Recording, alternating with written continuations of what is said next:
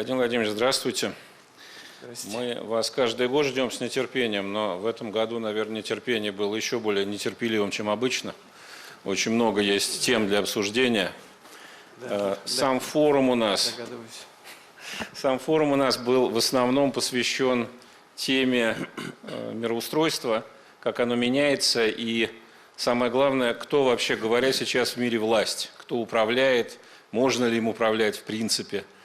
Ну, мы это обсуждаем как наблюдатели, а вы все-таки власть, поэтому поделитесь с нами, пожалуйста, вашим мнением.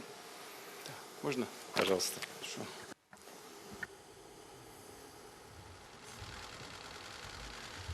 Спасибо большое, уважаемые участники пленарного заседания, дамы и господа, друзья.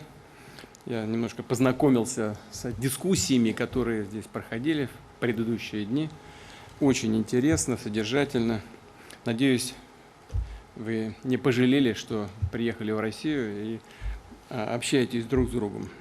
Я рад всех вас видеть. На площадке Валдайского клуба мы с вами не раз говорили о тех сдвигах, серьезных, больших сдвигах, которые уже произошли и происходят в мире. О тех рисках, которые связаны с деградацией мировых институтов, с размыванием принципов коллективной безопасности, с подменой международного права так называемыми правилами. Вот хотел сказать, понятно, кем придуманными, но, пожалуй, и это не точно. Вообще непонятно, кем придуманы.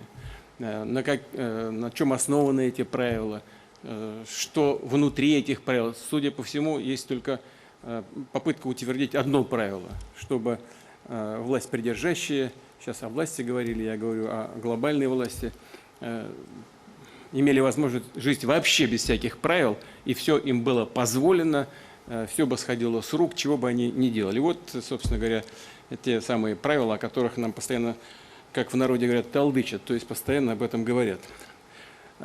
Ценность валдайских дискуссий в том, что здесь звучат самые разные оценки и прогнозы.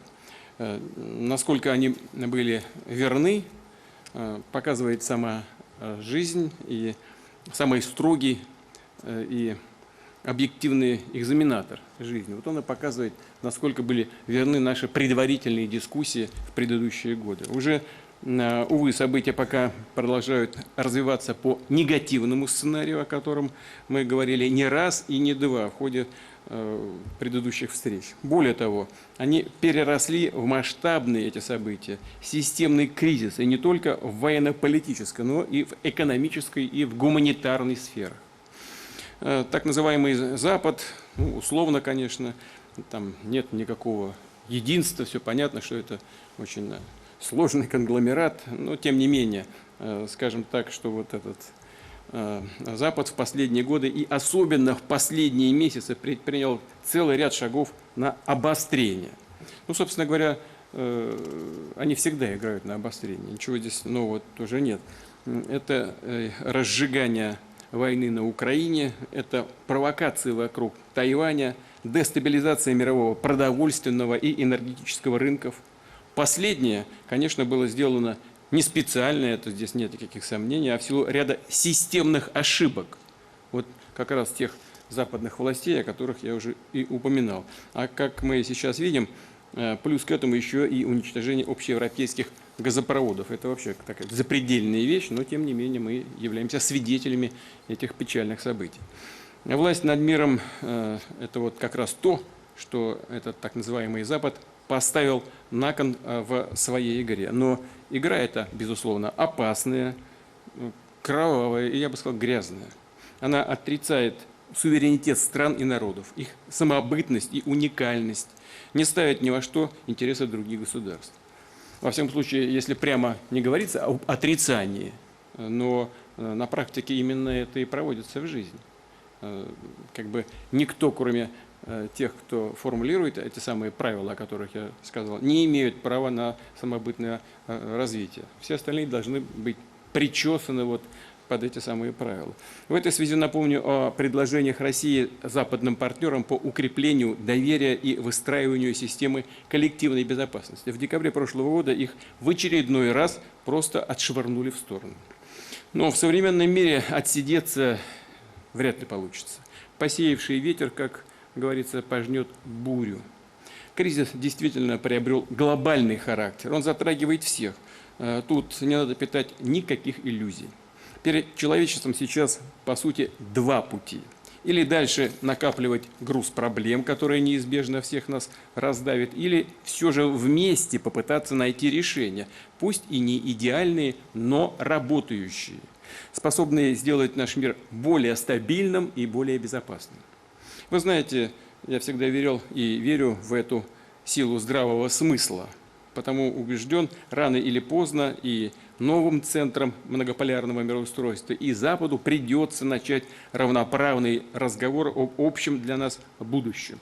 И чем раньше, тем лучше, разумеется.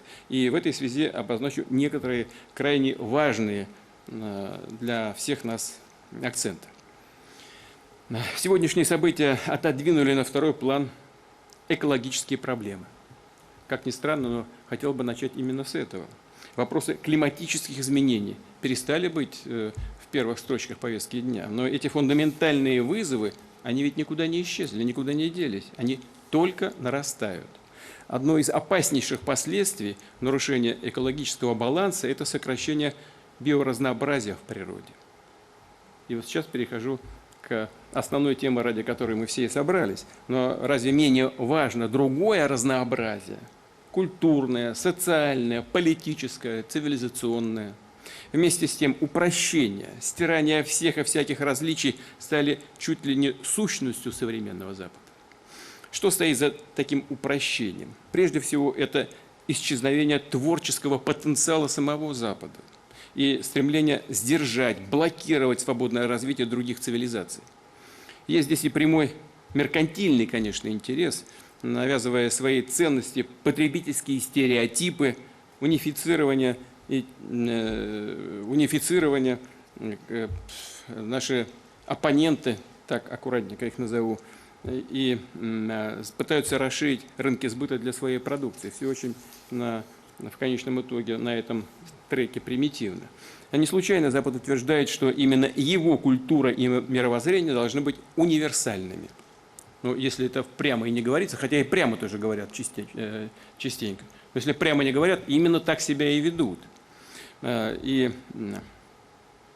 настаивают на том, по сути, по факту жизни, своей политикой настаивают на том, чтобы именно эти ценности были безоговорочно приняты всеми остальными участниками международного общения. Приведу цитату из знаменитой гарвардской речи Александра Александровича Солженицына. Еще в 1978 году он отмечал, что для Запада характерно, дальше цитата, «длящееся ослепление превосходства». Вот это все и происходит до сих пор. Которое, и дальше цитата, «поддерживает представление, что всем обширным областям на нашей планете следует развиваться и доразвиться до нынешних западных систем». 1978 год. Да ничего не поменялось. За прошедшие почти полвека это ослепление, о котором говорил Солженицын, откровенно российское и неоколониальное по своему характеру, приобрело уже просто уродливые формы, особенно после того, как возник так называемый однополярный мир. Что хочу на это сказать? Уверенность в своей непогрешимости – это очень опасное состояние. От нее один шаг до желания самих непогрешимых просто уничтожить тех, кто им не нравится. Как они говорят, отменить.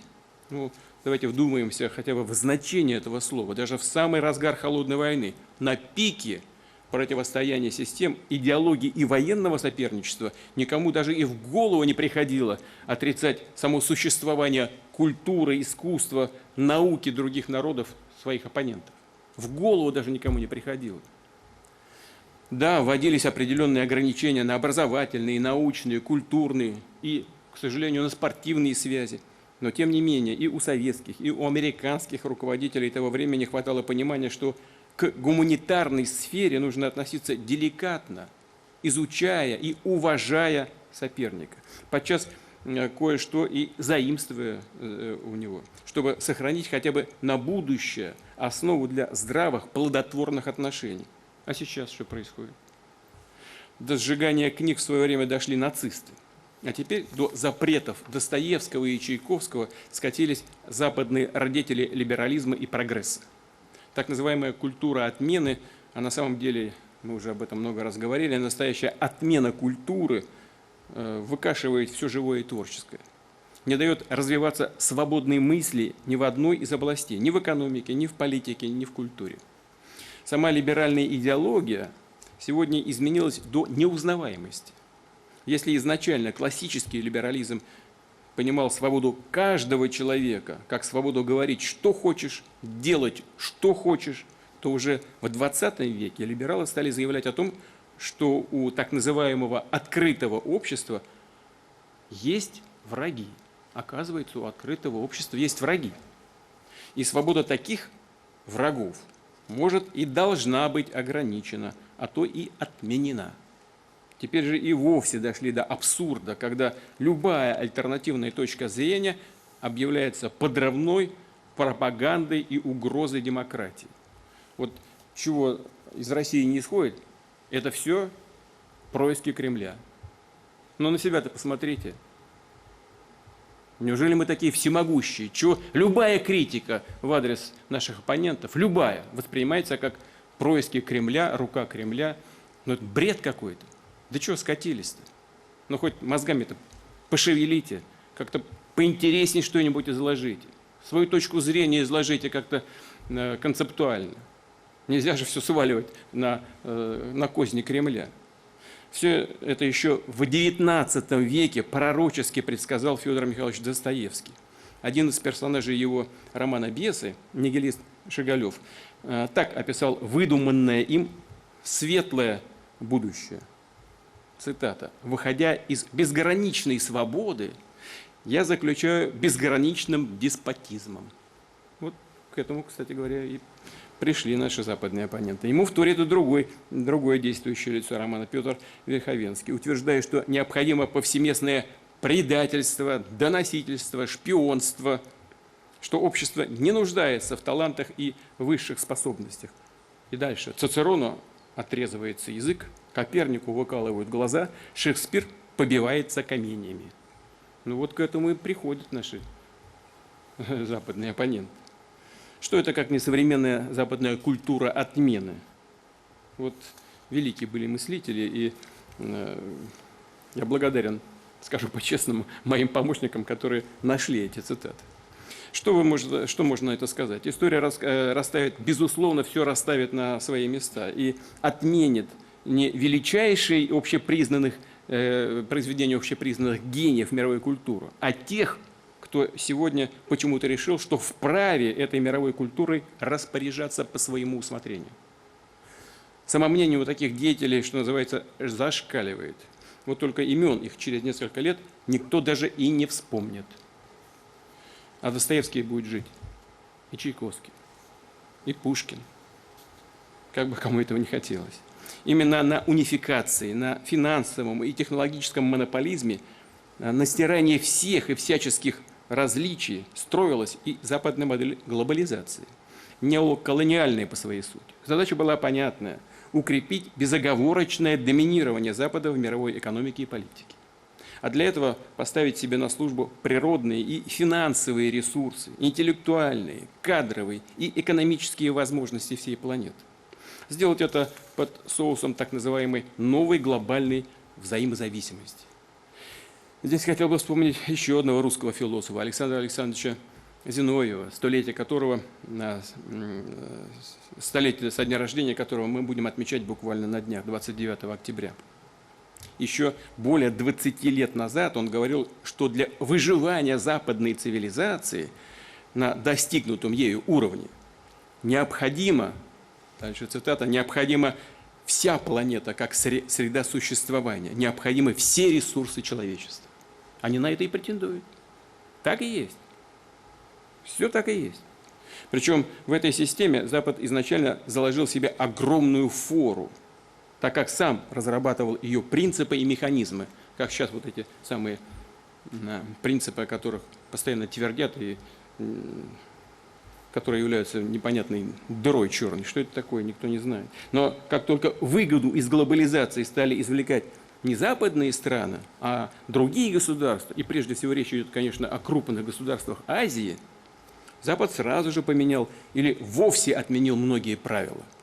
и о священных, так называемых священных принципах свободы торговли, экономической открытости, равноправной конкуренции, даже о праве собственности, вдруг сразу забыли напрочь. Как стало выгодно что-то для себя, так сразу на ходу, по ходу игры меняют правила. Или другой пример подмены понятий и смыслов. Западные идеологи и политики много лет говорили и твердили всему миру: демократии нет альтернативы. Правда, речь они вели именно о западной, либеральной так называемой модели демократии. Все остальные варианты и формы народовластия они с презрением, и хочу это подчеркнуть, через губу, высокомерно отвергали. Такая манера сложилась уже давно, еще с колониальных времен. Всех считают людьми второго сорта, а себя исключительными. Так и продолжается столетиями до сих пор. Но вот сегодня абсолютное большинство мирового сообщества как раз и требует демократии в международных делах. Не принимает любые формы авторитарного диктата отдельных стран или групп государств. Что это как не прямое применение принципов народовластия на уровне международных отношений? И какова же позиция цивилизованного в кавычках Запада? Если вы демократы, то, казалось бы, должны приветствовать такое естественное стремление к свободе миллиардов людей. Но нет. Запад называет его подрывом либерального порядка, основанного на правилах тех же самых. Пускает в ход экономические и торговые войны, санкции, бойкоты, цветные революции, готовит и проводит разного рода перевороты. Вот один из них привел к трагическим последствиям на Украине в 2014 году. Поддержали же, даже сказали, сколько денег истратили на этот переворот. Вообще охамели просто. Не стесняются ничего. Взяли вот Сулеймани, убили иранского генерала. Можно как угодно относиться было к Сулеймани. Ну как угодно. Но это официальное лицо другого государства. Убили на территории третьей страны. И сказать, да, мы убили. Что это такое вообще? Мы где живем? А Вашингтон по привычке продолжает называть нынешний миропорядок по-американски либеральным. Но на самом деле с каждым днем этот пресловутый порядок умножает хаос. И, добавлю, становится все более нетерпимым. Даже по отношению к самим западным странам, к их попыткам проявить любую самостоятельность. Все подавляется на корню прямо. И вводят еще санкции против своих собственных союзников. Без всякого стеснения. А те совсем соглашаются, низко опуская голову. Ну, например, июльские предложения венгерских парламентариев закрепить в договоре о Евросоюзе приверженность европейским христианским ценностям и культуре были восприняты даже не как фронта, а как прямая враждебная диверсия. Это что такое? Ну, как это понимать? Ну да, кому-то это может нравиться, кому-то не нравится. У нас в России за 1000 лет сложилась уникальная культура взаимодействия между всеми мировыми религиями. Ну, не надо ничего отменять. Ни христианские ценности, ни исламские, ни иудейские ценности. Другие мировые религии у нас присутствуют. Надо просто с уважением относиться друг к другу. И у нас в целом ряде регионов страны, я просто знаю это, не понаслышке. Люди ходят вместе, отмечают и христианские праздники, и исламские, и буддийские, иудейские. И делают это с удовольствием, поздравляют друг друга и радуясь друг за друга. А здесь нет. Почему нет? Ну, хотя бы пообсуждали. Да, удивительно все. Все это без преувеличения, даже не системный, а доктринальный кризис неолиберальной модели мироустройства по-американски. У них нет идей созидания позитивного развития. Им просто нечего предложить миру, кроме сохранения своего доминирования. Убежден, настоящая демократия в многополярном мире прежде всего предполагает возможность любого народа, хочу это подчеркнуть, любого общества, любой цивилизации выбирать свой собственный путь, собственную социально-политическую систему.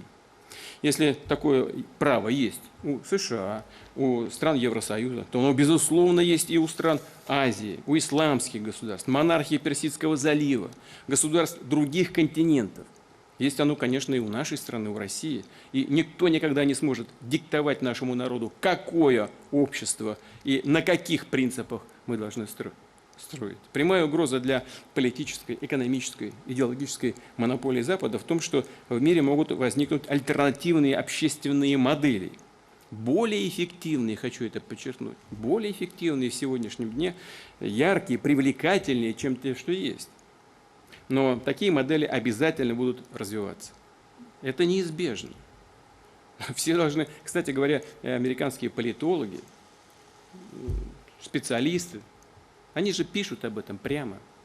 Правда, их власть придержащие не очень-то слушают, хотя не могут не видеть эти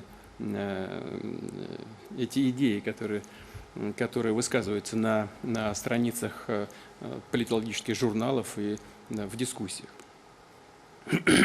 Необходимо развивать, развитие должно идти именно в диалоге цивилизаций, с опорой на духовно-нравственные ценности. Да, и у разных цивилизаций разное понимание человека, его природы, оно только, честно, на поверхности только разное. Но все признают высшее достоинство и духовную сущность человека. И это чрезвычайно важное, общий фундамент, на котором мы, безусловно, можем строить и должны строить свое будущее. Что здесь хочу особо подчеркнуть? Традиционные ценности – это не какой-то фиксированный свод постулатов, которых надлежит придерживаться всем. Конечно же, нет. Их отличие от так называемых неолиберальных ценностей в том, что в каждом случае они неповторимы, потому что вытекают из традиции конкретного общества, его культуры и исторического опыта. Поэтому традиционные ценности нельзя никому навязать. Их необходимо просто уважать, бережно относиться к тому, что выбрал веками каждый народ. Выбирал веками каждый народ. Таково наше понимание традиционных ценностей. И этот подход разделяет и принимает большинство человечества. Это закономерно, ведь именно традиционные общества Востока, Латинской Америки, Африки, Евразии составляют основу мировой цивилизации. Уважение к особенностям народов и цивилизаций в интересах каждого. На самом деле это в интересах и так называемого Запада. Теряя превосходство, он быстро превращается в меньшинство на мировой арене. И, безусловно, право этого западного меньшинства на собственное культурное своеобразие, безусловно, хочу это подчеркнуть, должно быть обеспечено. Относиться нужно к этому, безусловно, с уважением, но, подчеркну, наравне с правами всех остальных. Если западные элиты полагают, что смогут внедрить в сознание своих людей, своих обществ, странноватые, на мой взгляд, но новомодные тенденции вроде десятков гендеров и гей-парадов, так тому и быть. Да пускай делают, что хотят. Но на что они точно не имеют права, так это требовать от других следовать в том же направлении. Мы видим, что в западных странах идут сложные демографические, политические, социальные процессы. Безусловно, это их внутреннее дело. Россия в эти вопросы не вмешивается и не собирается этого делать. В отличие от Запада, мы в чужой двор не лезем. Но мы рассчитываем, что прагматизм восторжествует. И диалог России с подлинным, традиционным Западом, как и с другими равноправными центрами развития, станет важным вкладом в строительство многополярного миропорядка. Добавлю, что многополярность – это реальный, а по сути единственный шанс для той же Европы восстановить свою политическую и экономическую субъектность. Ну, чего греха таить, мы же все понимаем и говорят в той же Европе об этом прямо. Сегодня это правосубъектность Европы, как бы сказать помягче, чтобы никого не обидеть, сильно ограничена. Мир по своей природе многообразен, и попытки Запада загнать всех под один шаблон объективно обречены. Ничего из этого не выйдет. Самонадеянное стремление к мировому лидерству, а по сути к диктату или к сохранению лидерства посредством диктата, на самом деле оборачивается снижением международного авторитета и лидеров западного мира, в том числе Соединенных Штатов, ростом недоверия к их договороспособности в целом. Сегодня одно говорят, завтра другое. Документы подписывают, завтра от них отказываются. Ну, что хотят, то и делают. Ну, где какой-то стабильности нет вообще, ни в чем. Как документы подписывать, о чем говорить? На что можно надеяться? Совершенно непонятно. Если раньше с той же Америкой позволяли себе спорить лишь немногие страны, это выглядело чуть ли не как сенсация, то теперь уже обыденность, когда самые разные государства отказывают Вашингтону в его безосновательных требованиях, несмотря на то, что он по-прежнему пытается надавить на всех. Ошибочная политика абсолютно. Ну, в никуда просто. Ну, пускай это тоже их выбор. Убежден, народы мира не станут закрывать глаза на политику принуждения, которая дискредитировала себя. И всякий раз за попытки сохранить свою гегемонию Западу придется платить и платить все большую и большую цену. На месте этих элит Запада серьезно задумался бы над такой перспективой. Так же, как над этим задумываются, как я уже говорил, некоторые политологи, да и политики в самих Соединенных Штатах. А в нынешних условиях жесткого конфликта, скажу прямо некоторые вещи, Россия, будучи самостоятельной, самобытной цивилизацией, никогда не считала и не считает себя врагом Запада. Американофобия, англофобия, франкофобия, германофобия – это такие же формы расизма, как русофобия и антисемитизм. Впрочем, как и любые проявления ксенофобии. Просто нужно четко понимать, что есть, как я уже и говорил перед этим, два Запада, как минимум два, а может и больше, но как минимум два. Запад традиционных, прежде всего, христианских ценностей, свободы, патриотизма, богатейшей культуры, но теперь уже и исламских ценностей, тоже значительная часть населения многих стран Запада исповедует ислам. Но этот Запад нам в чем-то близок. У нас во многом общие, еще античные корни даже. Но есть и другой Запад, агрессивный, космополитичный, неоколониальный, выступающий как орудие неолиберальных элит. Именно с диктатом этого Запада Россия, конечно же, никогда не смирится. Вот в 2000 году, после избрания президентом, всегда с чем столкнулся, я всегда буду об этом помнить.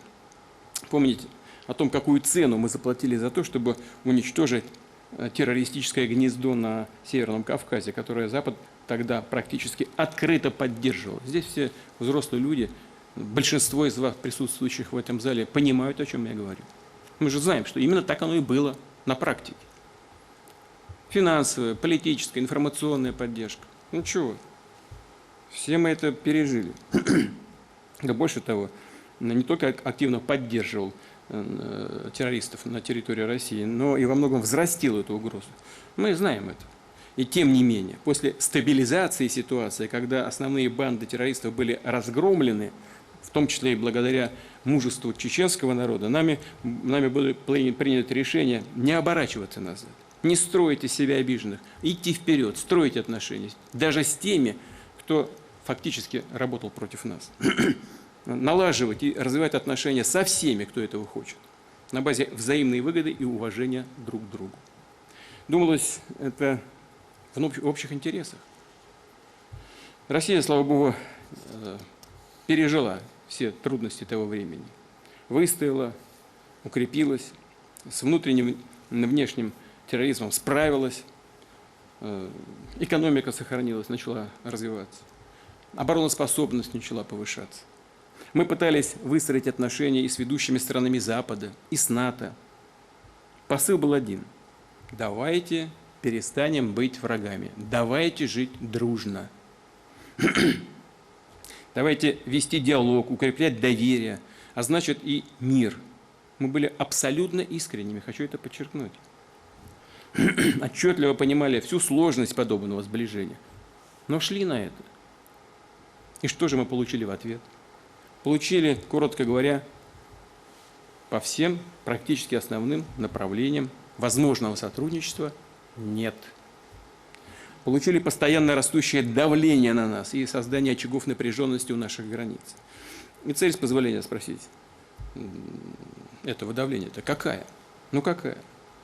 Потренироваться так просто, что ли? Ну, конечно же, нет. Цель – сделать Россию более уязвимой, цель превратить Россию в инструмент для достижения своих собственных геополитических целей. Вот. Ну, собственно говоря, это универсальное правило. Всех стараются превратить в инструмент для того, чтобы использовать инструменты эти для своих целей. А тех, кто не подчиняется этому давлению, не хочет быть таким инструментом, против них вводятся санкции, против них или в отношении них проводятся всякого рода экономические ограничения, значит, перевороты готовятся или там, где возможно проводить, проводятся и так далее, и так далее.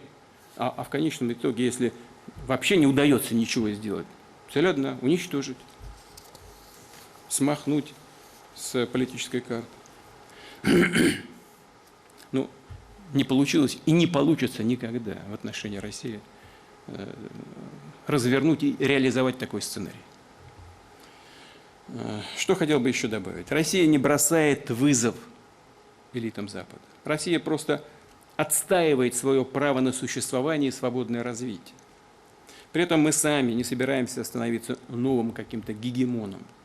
Россия не предлагает заменить однополярность двуполярностью, трехполярностью и так далее. Доминирование Запада доминированием Востока, Севера или Юга – это неизбежно привело бы к новому тупику. Я хочу здесь привести слова великого русского философа Николая Яковлевича Данилевского, который считал, что прогресс состоит не в том, чтобы идти всем в одном направлении, как нас подталкивают некоторые наши оппоненты. В таком случае прогресс скоро бы прекратился, говорит Данилевский, а в том, чтобы исходить все поле, составляющее поприще исторической деятельности человечества во всех направлениях. И он добавляет, что ни одна цивилизация не может гордиться тем, чтобы она представляла высшую точку развития. Убежден, диктатуре можно противопоставить только свободу развития стран и народов. Деградация личности – любовь к человеку, как к творцу, примитивному упрощению и запретам цветущую сложность культур и традиций.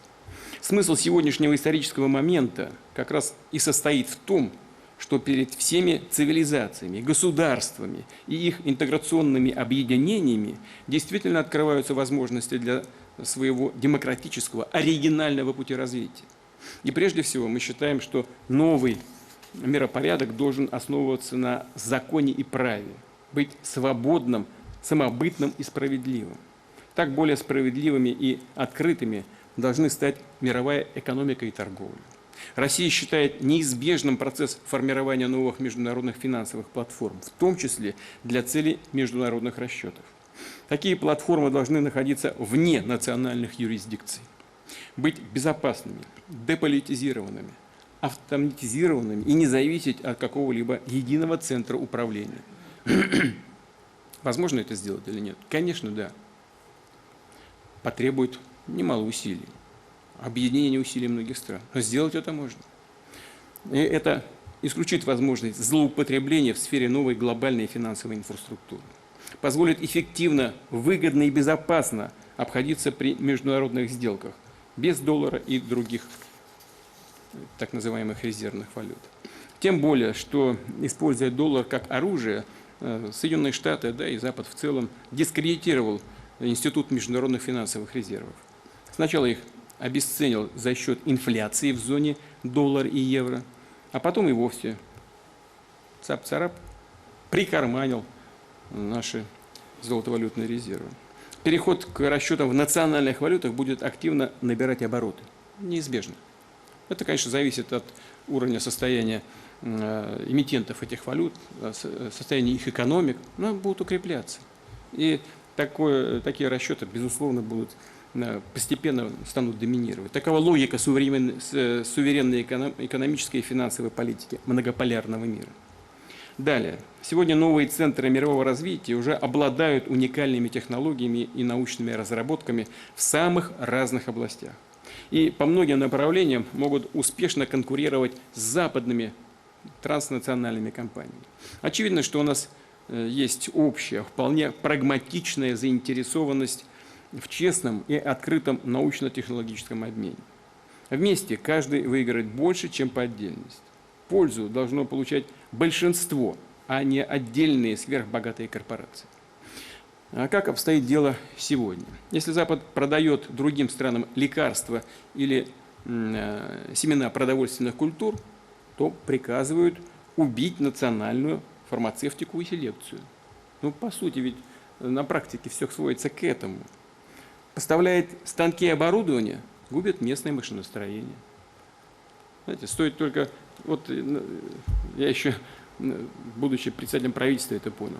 Стоит только рынок открыть для определенной товарной группы. Все, местный производитель лег. И уже почти невозможно поднять голову. Ну, выстраивают так отношения.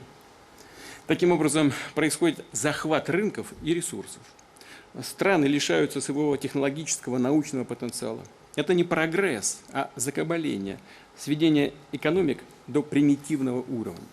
Технологическое развитие должно не усиливать мировое неравенство, а сокращать его. Именно так традиционно реализует свою внешнюю технологическую политику Россия. Ну, например, строя в других государствах атомные электростанции, мы одновременно создаем там центры компетенций, готовим национальные кадры, мы отрасли создаем. Мы не строим просто предприятия, а создаем целую отрасль. По сути, даем другим странам возможность совершить реальный прорыв в своем научно-технологическом развитии, сократить неравенство, вывести свою энергетику на новый уровень эффективности и экологичности. Вновь подчеркну, суверенитет, самобытное развитие ни в коем случае не означают изоляцию и авторкию, а наоборот, предполагают активное взаимодействие и взаимовыгодное сотрудничество на справедливых и равноправных принципах. Если либеральная глобализация – это обезличивание, навязывание всему миру западной модели, то интеграция, напротив, раскрытие потенциала каждой цивилизации в интересах целого ради общего выигрыша. Если глобализм – это диктат, к этому все сводится в конечном итоге, то интеграция – это совместная выработка общих стратегий, выгодных всем. В этой связи Россия считает важным активнее запускать механизмы создания больших пространств, построенных на взаимодействии стран-соседей, чья экономика, социальная система, ресурсная база, инфраструктура дополняют друг друга. Такие большие пространства, по сути, и есть основа многополярного мироустройства, экономическая основа.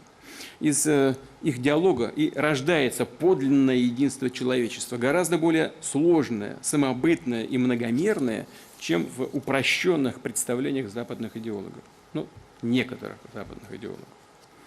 Единство человечества не строится по команде «делай как я, будь как я». Оно формируется с учетом и на основе мнения всех, с бережным отношением к идентичности каждого общества и народа. Именно на таком принципе может развиваться долгосрочное взаимодействие в многополярном мире.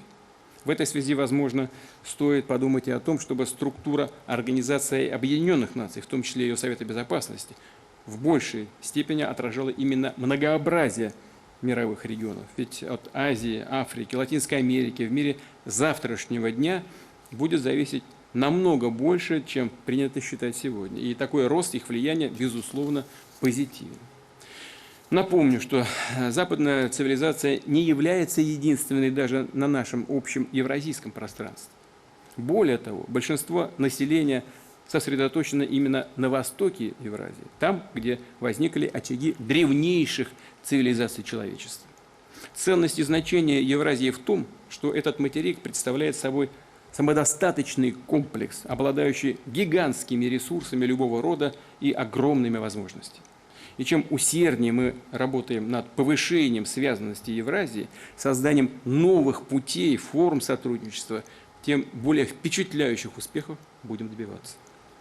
Успешная деятельность Евразийского экономического союза, быстрый рост авторитета и влияния Шанхайской организации сотрудничества, масштабные инициативы в рамках одного пояса, одного пути, планы многостороннего сотрудничества по реализации транспортных коридоров север-юг и многие другие проекты в этой части мира, уверен, это начало новой эры, нового этапа в развитии Евразии. Интеграционные проекты здесь не противоречат, а взаимно дополняют друг друга. Конечно, если они осуществляются странами-соседями в собственных интересах, а не внедряются внешними силами, чтобы расколоть евразийское пространство, превратить его в зону блокового противостояния. Естественной частью большой Евразии могла бы быть и ее западная оконечность – Европа. Но многим ее лидерам мешает убежденность, что европейцы лучше других, что им не пристало участвовать в каких-то начинаниях на равных с остальными. За таким высокомерием они как-то и не замечают, что сами стали уже в чужой периферии и превратились, по сути, в вассалов, часто и без права голоса. Уважаемые коллеги, развал Советского Союза разрушил и равновесие геополитических сил. Запад почувствовал себя победителем и провозгласил однополярное мироустройство, в котором только его воля, его культура, его интересы имели право на существование. Теперь этот исторический период безраздельного доминирования Запада в мировых делах завершается. Уходит в прошлое однополярный мир. Мы стоим на историческом рубеже. Впереди, наверное, самое опасное, непредсказуемое и вместе с тем важное десятилетие со времен окончания Второй мировой войны. Запад не способен единолично управлять человечеством, но отчаянно пытается это делать, а большинство народов мира уже не хочет с этим мириться. Вот, в этом и есть главное противоречие новой эпохи. Говоря словами классика, ситуация в известной степени революционная. Верхи не могут, а низы не хотят так уже жить, если говорить словами классика. Такое положение вещей чревато глобальными конфликтами или целой цепью конфликтов, что представляет собой угрозу для человечества, в том числе и для самого Запада. Конструктивно, созидательно разрешить такое противоречие – вот главная сегодняшняя историческая задача. Смена вех – процесс болезненный, но естественный и неизбежный.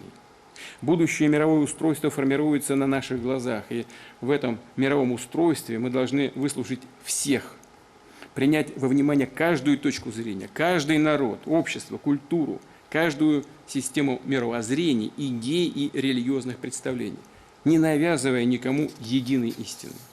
И только на этом основании, понимая свою ответственность за судьбу народов, планеты, строить симфонию человеческой цивилизации. Вот на этом бы и хотел закончить со словами благодарности за то терпение, которое вы проявили, выслушивая мое сообщение. Спасибо вам большое.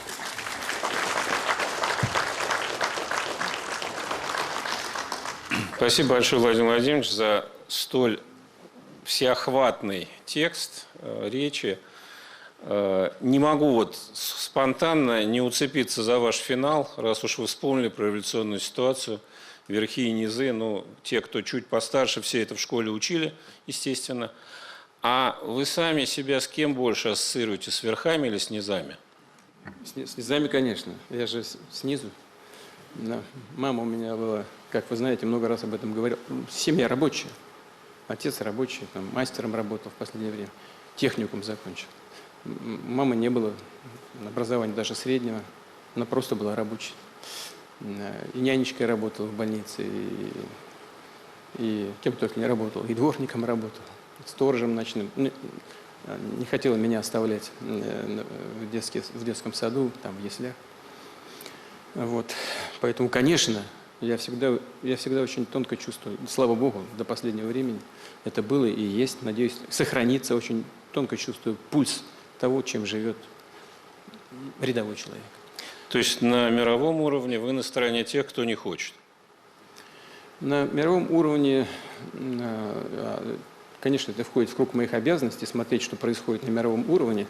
Я за то, о чем только что сказал, за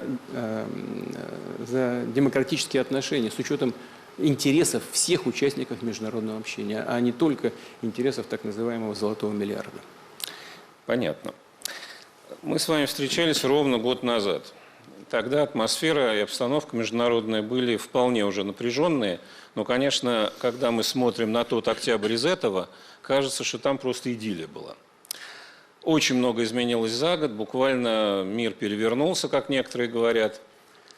Вот для вас лично что изменилось за этот год? Внутри, я не знаю, в вашем восприятии мира, страны? То, что происходило в последнее и происходит сейчас, в том числе, скажем, на том же украинском направлении, это не изменения, которые происходят вот сейчас или после начала специальной военной операции России. Нет. Все эти изменения, они идут в течение многих лет уже давно. Просто на это так или иначе кто-то обращает внимание, а кто-то нет. Но это тектонические изменения всего миропорядка. Вы знаете, вот эти тектонические плиты, они же постоянно находятся в движении, там где-то в коре земной.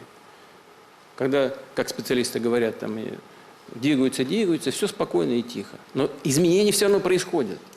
Вот потом раз, зацепились, энергия накапливается, потом пум, сдвинулись. Происходит землетрясение.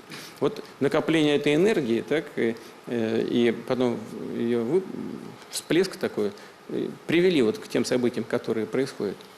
Но они происходили раньше. Ведь в чем суть этих происходящих событий? Возникают новые центры силы, я все время об этом говорю. Да и не только я, разве во мне дело? Они происходят по объективным обстоятельствам. Что-то, значит, уже увядает там из прежних центров силы. Сейчас я не говорю даже, сейчас не хочу говорить, почему это происходит. Но это естественный процесс роста, отмирания, изменений. Нарождаются новые центры силы, в основном в Азии, конечно. Африка впереди еще. Да, Африка очень бедный континент. Пока. Но смотрите, потенциал какой колоссальный. Латинская Америка. Все это будет точно совершенно развиваться. Происходят вот эти тектонические изменения. Но то, что не мы, а именно Запад довел до сегодняшней ситуации, если вопросы будут, я готов еще раз к этому вернуться, к тому, что происходит на Украине. Мы, что ли, совершили там госпереворот, который привел к серии трагических событий, включая нашу специальную военную операцию? Нет, не мы же это сделали.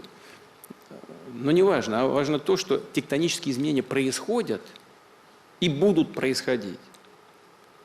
И наши действия здесь ни при чем. Они, да, действительно, они просто высвечивают происходящие события более ярко и подталкивают некоторые процессы, которые начинают развиваться, может быть, быстрее, чем это было до сих пор.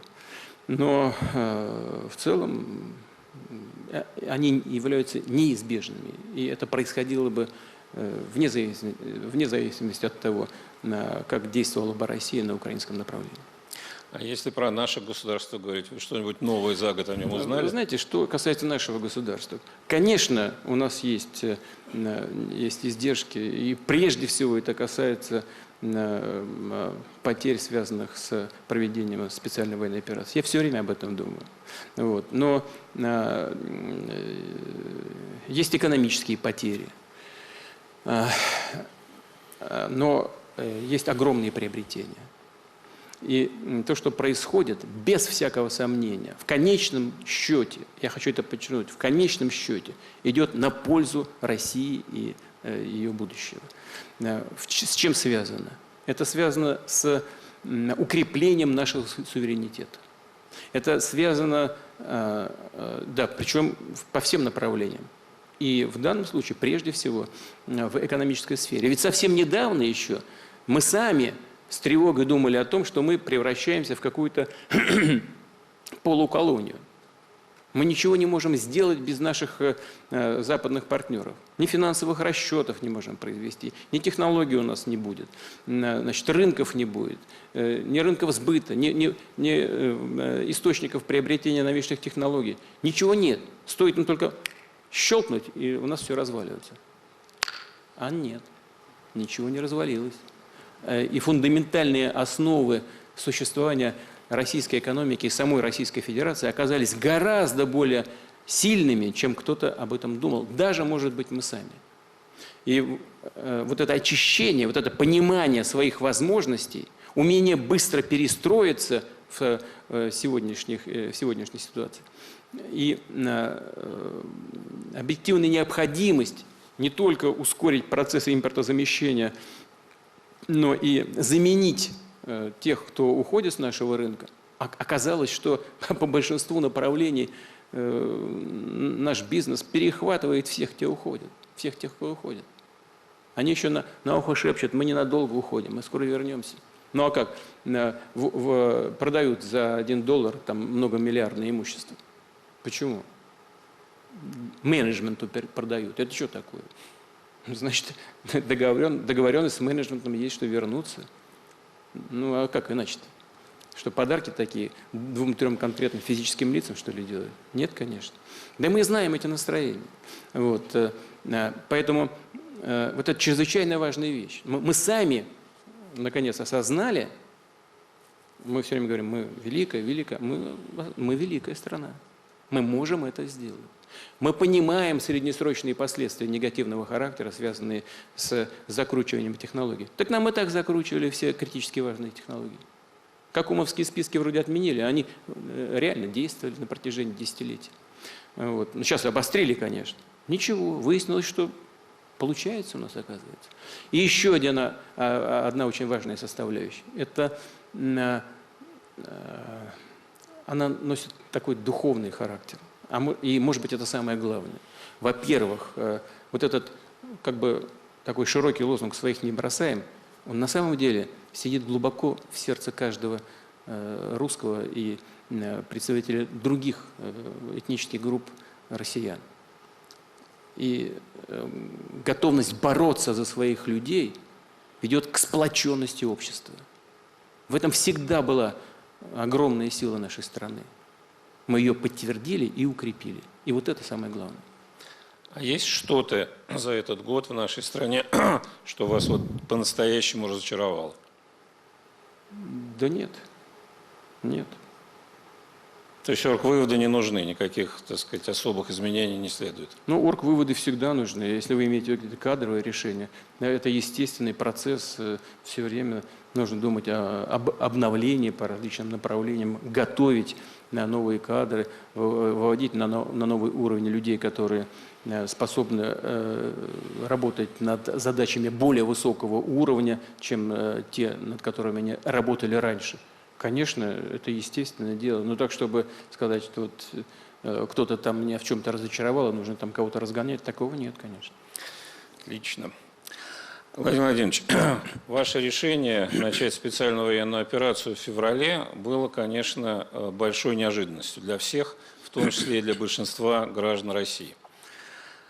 Вы многократно объясняли логику и причины, мы знаем, но все-таки это решение такого масштаба, который, наверное, не делаются без какого-то особого толчка. Что случилось перед этим решением? Ну, я уже много раз говорил, вряд ли сейчас скажу что-то новое в этой аудитории. Ведь что произошло? Ну, я уже не говорю там про расширение НАТО, которое за счет Украины, которое было абсолютно неприемлемым для нас. И все это знали. Но просто напрочь игнорировали наши интересы в сфере безопасности. И очередная попытка в конце прошлого года в очередной раз провалилась. Нас просто послали подальше и все. Сказали: ладно, вы сидите там. И ладно, не буду говорить лишних слов, но, в общем, проигнорировали. Это первое. Второе, что важно, значит, при поддержке своих западных кураторов представители киевского режима публично ведь отказались от выполнения Минских соглашений. Значит, руководитель сказал, что ему не нравится ни один пункт в Минских соглашениях. Публично же сказано. Другие высшие должностные лица прямо заявили, что они не собираются этого делать. Бывший президент сказал, что он подписывал Минские соглашения, но исходил из того, что они не будут никогда реализованы. Но чего еще больше-то нужно? Ведь одно дело, когда что-то нужно внедрить в сознание миллионов с помощью средств массовой информации и интернета, а другое дело реальная политика. Вот это все проходит как бы для миллионов людей, о том, о чем я сейчас сказал, незаметно, потому что это топится в информационном поле. Но мы-то это знаем. Вот это все было сказано, наконец. Что это означало для нас? Для нас означало, что мы должны что-то делать с Донбассом. Но люди 8 лет под обстрелами живут, которые, кстати, продолжаются до сих пор. Но мы должны были что-то для себя решить. А что мы могли решить? Признать их независимость. Но признать их независимость и бросить просто на произвол судьбы, ну, это вообще неприемлемо. Значит, должны были бы сделать следующее, что мы и сделали, включить их в состав российского государства. Они одни не выживут. Это очевидный факт. Но если мы признаем, значит, включаем в состав российского государства, по их воле, мы же знаем настроение людей. А эти самые обстрелы и готовящиеся очередные военные операции со стороны киевского режима продолжаются и неизбежны. Они же две провели, две крупномасштабные военные операции, которые закончились безуспешно, но они же были, а обстрелы бы, безусловно, продолжались. Дальше мы что должны были делать? Проводить операцию. Ну чего ждать, пока они начнут? И мы знаем о том, что они готовятся. Ну, конечно, это просто неизбежная логика событий. И эта логика была сформирована не нами. Ну, в 2014 году. Зачем надо было проводить на Украине госпереворот? Янукович фактически отказался от власти, согласился провести выборы досрочно. Ясно было, что шансов, Виктор Федорович меня не обидится, но у него было мало шансов, если они вообще были. И зачем надо было в этих условиях проводить кровавый антигосударственный, антиконституционный переворот? Ответа нет. Но может быть только один ответ. Показать, кто в доме хозяин. Всем сидеть, извините меня, перед домой прошу извинения, всем сидеть на попе ровно. И не крякать. Будет так, как мы скажем. Но вот по-другому я просто не могу объяснить эти действия. Совершили госпереворот, люди не захотели это признавать ни в Крыму, ни на Донбассе. И все пошло. И все пришло вот к сегодняшним трагическим событиям. Но что мешало тому же так называемому Западу реализовать договоренности, которые были достигнуты в Минске? Да, мне вот лично говорили, ну вот в тех условиях и ты бы все подписал, если бы был в таких условиях. Но послушайте меня, но они же подписали. Подписали. Значит, и настаивали на том, что руководители двух тогда непризнанных республик Донбасса поставили свои подписи. Потом взяли одного из них, убили вообще Захарченко. Ну, вот все вот эти действия и привели к сегодняшним трагическим событиям. Вот и все. А нет у вас ощущения, которое, честно говоря, есть в обществе, что противника недооценили? Да нет, мы же, знаете, в чем дело? Дело в том, что мы видели, что происходит. Ну вот 8 лет создавали укрепрайон на достаточно большую глубину на Донбассе. Ну и, конечно, лезть туда постоянно, нести потери безосновательно, бессмысленно. Значит, это первое. Второе, что мы прекрасно понимали, отдавали себе отчет в том, что этот процесс-то будет продолжаться. И чем дальше, тем было бы для нас хуже, труднее, опаснее, и мы несли бы больше потери. Вот какими соображениями мы руководствовались.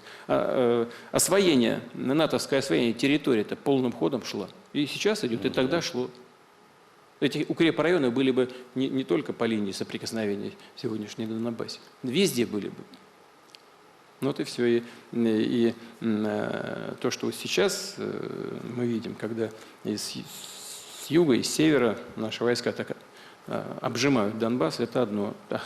А в условиях, когда бы еще несколько лет создавали там укрепрайоны по всей стране, проводили обучение и накапливали бы там системы вооружений, которых никогда не было, ну и многих и сейчас нет, была бы абсолютно другая ситуация для России.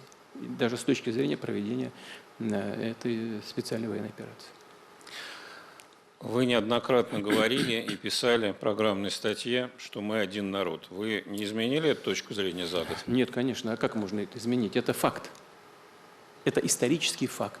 В IX веке у нас на наших территориях зарождалась российская государственность. Сначала в Новгороде, потом в Киеве, потом все это вместе росло. Значит, это единый народ. Говорили на одном языке, на древнерусском. И изменения в языке-то начали возникать, по-моему, только в XIV или XV веке под влиянием Польши, потому что западные части российского государства оказались в разных странах. Ну вот отсюда изменения пошли. Конечно, я уже об этом говорил, с развитием того или иного этноса возникают разные процессы. Если какая-то часть этого единого этноса в какой-то момент решила, что они достигли такого уровня, что они считают себя отдельным народом, относиться к этому можно только с уважением. Ну, конечно, но этот процесс происходил не сам по себе. Он происходил, во-первых, как я уже сказал, потому что часть древнерусских западных земель оказалась в составе других государств по целому ряду причин. Эти государства стали продвигать там свои интересы. Ну, вот те части, которые попали в, скажем, Польшу, там происходило явное ополячивание и так далее. Язык начал меняться. Но я же говорил об этом, когда Украина присоединялась к России, писали письма-то в Варшаву и в Москву. И в архиве же лежат документы. Там написано: мы, русские, православные люди, обращаемся там к вам с тем-то, с тем-то. В Россию, в Москву обращались с просьбой принять в состав России, а в Польшу обращались с требованием соблюдать интересы и их православные традиции. Но писали: мы, русские, православные люди. Это же не я сказал. Это та часть народа, которую мы сейчас называем украинцами. Да, дальше все начало происходить по своим законам. Значит, возникла огромная Российская империя. Европейские страны пытались и создали отчасти такой барьер между собой и Российской империей. Известный принцип еще с античных времен: разделяй и властвуй. Вот начались попытки раздела единого русского народа. В XIX веке это начало происходить. И приобретало все больше и больше размах, и поддерживалось прежде всего Западом. Конечно, в части этого населения, значит, это культивировалось, кому-то это начало нравиться, и по особенности своей, исторические, языковые. Конечно, это начали использовать именно с этой целью: разделяя властвуй. Ничего здесь такого необычного это нет. Ну, достигли определенных целей, безусловно. А потом это выродилось вообще в сотрудничестве с Гитлером во время Второй мировой войны, когда украинских коллаборационистов использовали для проведения акций по уничтожению и русских, и тех же поляков, и евреев, и белорусов. Но это же хорошо известно, это исторический факт. Значит, каратели поручали самые грязные кровавые дела, прежде всего бандеровцев. Ну, вот все это часть нашей истории, но то, что в основе своей русские украинцы – это, по сути, один народ, здесь это исторический факт. У нас же тогда гражданская война, получается, частью собственного народа. Ну, отчасти, да, но мы оказались в разных государствах, к сожалению, в силу целого ряда причин. И прежде всего потому, что, создавая Советский Союз после крушения империи, как я уже писал в своих статьях и говорил неоднократно, большевистское руководство того времени приняло решение, дабы ублажить так националистически настроенную часть большевиков, которые были родом с Украины, значит, наделить их исконно русскими историческими территориями, не спрашивая населения, которое проживало на этих территориях, передали туда всю Малороссию, все Причерноморье, вот весь Донбасс. Причем Донбасс сначала решили отдать в Россию, потом приехала делегация с Украины, пришли к Владимиру Ильичу Ленину. Он вызвал представителей Донбасса и сказал: надо перерешать. Вот перерешили, отдали назад в Украину. Но в этом смысле Украина, конечно, складывалась как искусственное государство. Тем более, что после Второй мировой войны, это же тоже исторический факт, Сталин взял и передал в Украину ряд польских территорий, ряд венгерских, ряд румынских. Значит, отобрав у этих стран их территории, он полякам, которые не участвовали в гитлеровской коалиции, часть немецких земель, восточных немецких земель. Это хорошо же известно все. Это же исторические факты. Таким образом сложилась вот сегодняшняя Украина. Но, честно говоря, вот сейчас я просто вот о чем подумал. Откровенно говоря, единственным, настоящим, таким серьезным гарантом украинской государственности, суверенитета и территориальной целостности могла бы быть только Россия, которая и создала сегодняшнюю Украину. Про гарантов говорили, я помню, весной, потом все это куда-то ушло. Все-таки вопрос, наверное, риторический, учитывая, что идут боевые действия, там много всего. Но и вы, и официальные лица российские неоднократно говорили, что специальная операция идет по плану. Вот все-таки какой план, честно говоря, общество не очень понимает. В чем план? Вы понимаете, значит, мы изначально, ведь я изначально говорил прямо в день начала операции, самое главное у нас это помощь Донбассу. Ну, смотрите, значит, я уже упоминал об этом. Если бы мы действовали иначе, мы не смогли бы там с двух сторон вокруг Донбасса разместить наши вооруженные силы. Это первое. Второе, Луганская Народная Республика освобождена полностью. Идут мероприятия военные, связанные с самой Донецкой республикой. Ну и, конечно, когда наши войска подошли и с юга, и с севера, и стало очевидным, что люди, проживающие на этих исторических новороссийских территориях, видят свое будущее вместе с Россией, как мы могли на это не откликнуться.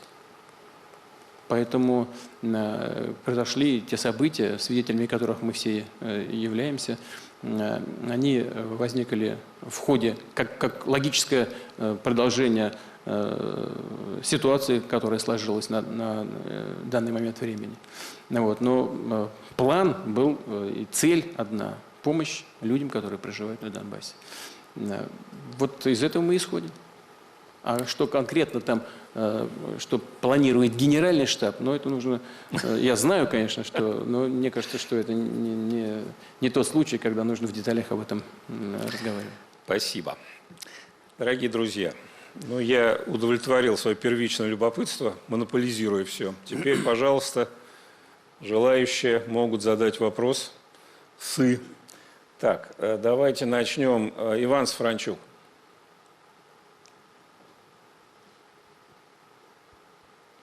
Иван Сафранчук, МГИМО. Вы сказали, что нам предстоит очень важное десятилетие в развитии мира и нашей страны, но создается такое впечатление, что есть некоторая дверь в это десятилетие. И вот у меня как раз вопрос об этой двери. В последнее время многократно... Поближе микрофон. Да. В последнее время многократно возрос накал ядерной риторики.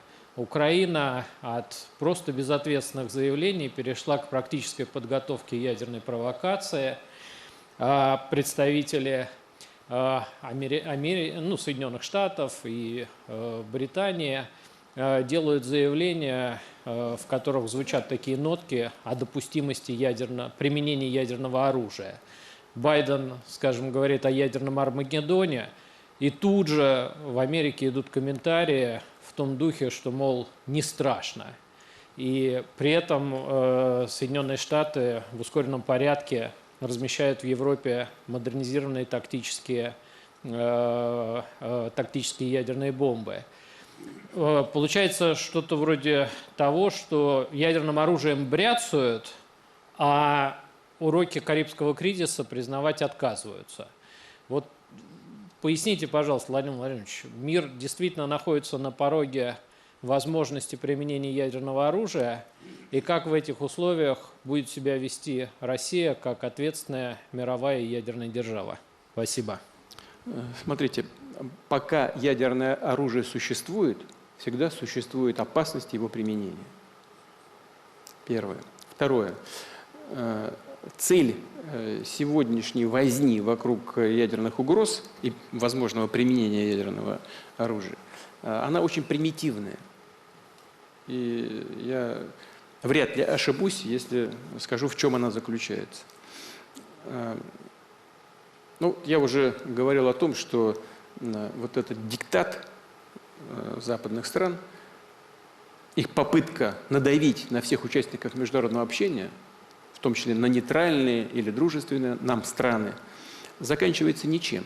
И они ищут дополнительные аргументы для того, чтобы убедить наших друзей или нейтральные государства в том, что нужно всем вместе противостоять России. И провокации с ядерным оружием, нагнетание возможности самого тезиса о возможном применении со стороны России ядерного оружия поставлено именно, используется именно для достижения этих целей. Повлиять на наших друзей, на наших союзников, повлиять на нейтральные государства. Сказать ему, смотрите, кого вы там поддерживаете, какая Россия страшная страна, не надо ее больше поддерживать, не надо с ней сотрудничать, не надо у нее ничего закупать, не надо им ничего продавать. На самом деле это примитивная цель. Что происходит в действительности? У нас, мы ведь инициативно ничего никогда не говорили по поводу возможного применения России ядерного оружия, а только намеками отвечали на те заявления, с которыми выступали лидеры западных стран. Ну вот госпожа Ли Страс, недавняя премьер-министр Великобритании, она же прямо сказала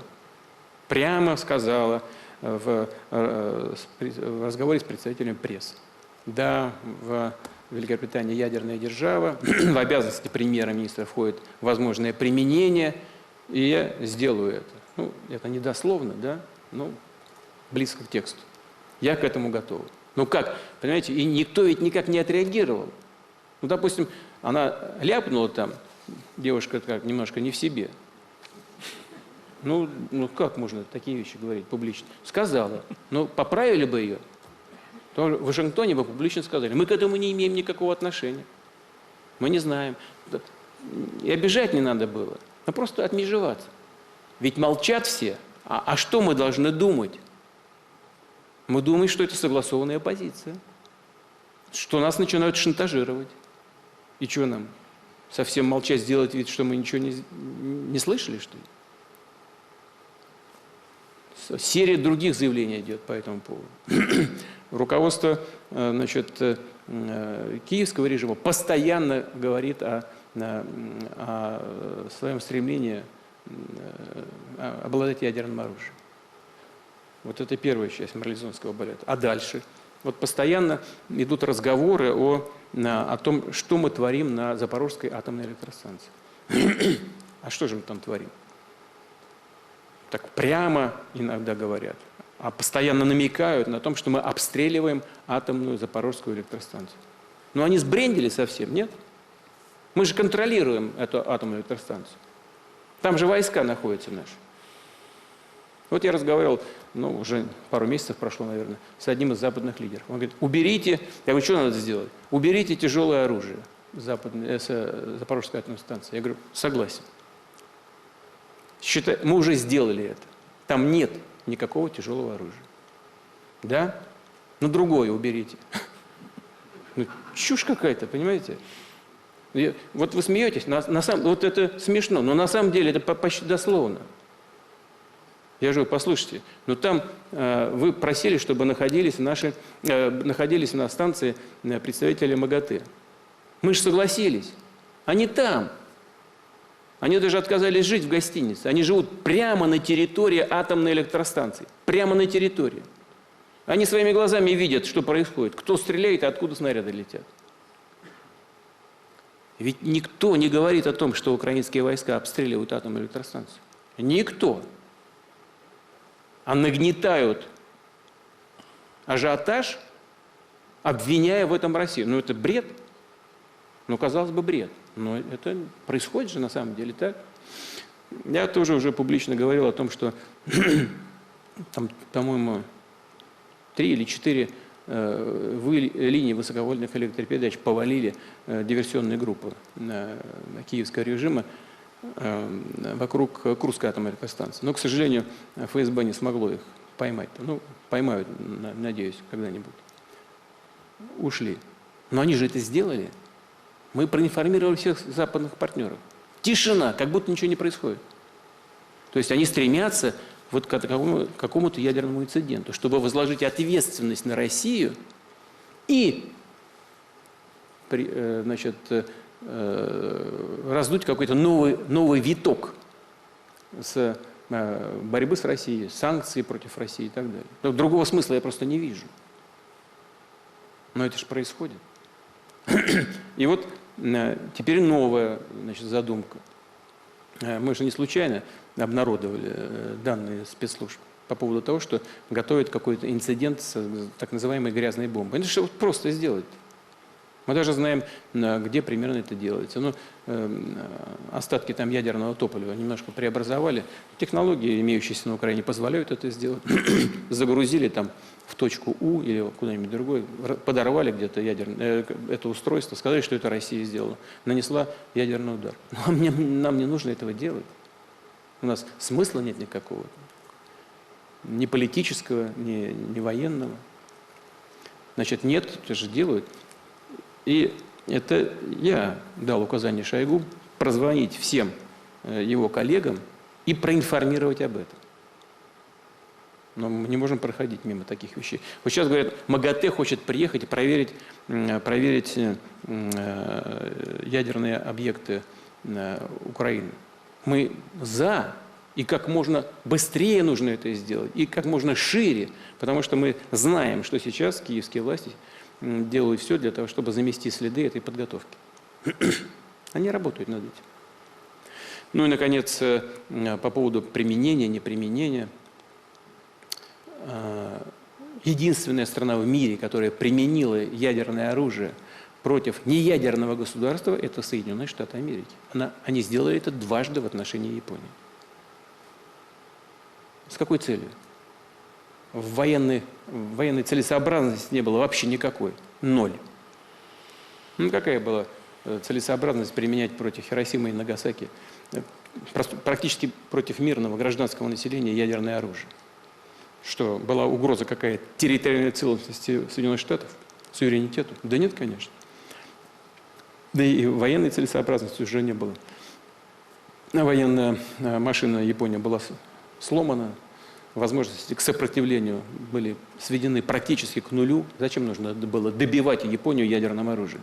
Кстати, в японских учебниках, как правило, пишут, что это союзники нанесли ядерный удар по Японии. Вот так держат эту Японию. Что даже в учебниках школьных не могут написать правду. Хотя вроде каждый год вспоминают об этой трагедии. Молодцы, американцы, просто надо брать пример, наверное, в чем-то с них. Просто красавцы. Но это происходит, это есть в жизни. Ну так вот США единственная страна в мире, которая применила ядерное оружие. И сделала это, потому что посчитала, что это в их интересах. Что касается России, у нас есть военная доктрина, пусть ее прочитают, в соответствующей статье этой военной доктрины написано, в каких случаях, по какому поводу, в связи с чем и каким образом Россия считает возможным применение оружия массового уничтожения в виде ядерного оружия для защиты своего суверенитета, территориальной целостности, для обеспечения безопасности российского народа. Вот у нас буквально завтра 60 лет главного дня Карибского кризиса. Вот кульминация, когда, собственно, решили отступить. Вы можете представить себя в роли одного из лидеров, ну, вернее, Хрущева, получается? Мы можем до такого дойти? Ни в коем случае. Не дойдем? Нет, я не могу себя представить в роли Хрущева. Ни в коем случае. Хорошо. А в роли лидера, которому придется решать вот этот вопрос такой? Мы готовы к решению любых вопросов. Мы же не отказываемся. Мы в декабре прошлого года предложили Соединенным Штатам продолжить диалог по стратегической стабильности. Они нам ничего не ответили. В декабре прошлого года. Тишина. Если хотят, мы готовы, пожалуйста. А если не хотят, не надо. Мы развиваем свои современные технологии, средства доставки, в том числе гиперзвуковое оружие. Нам, в принципе, это ничего не нужно. Мы самодостаточно себя чувствуем. Да, понятно, что когда-то они нас догонят, и по гиперзвуковому оружию, это очевидно. Высокотехнологичная страна, это только вопрос времени. Но пока не догнали. У нас все есть. И мы развиваем эти технологии. Если кто-то хочет с нами вести диалог на этот счет, мы готовы, пожалуйста. Так, Расиган Махарадж, дайте, пожалуйста, он руку тянул.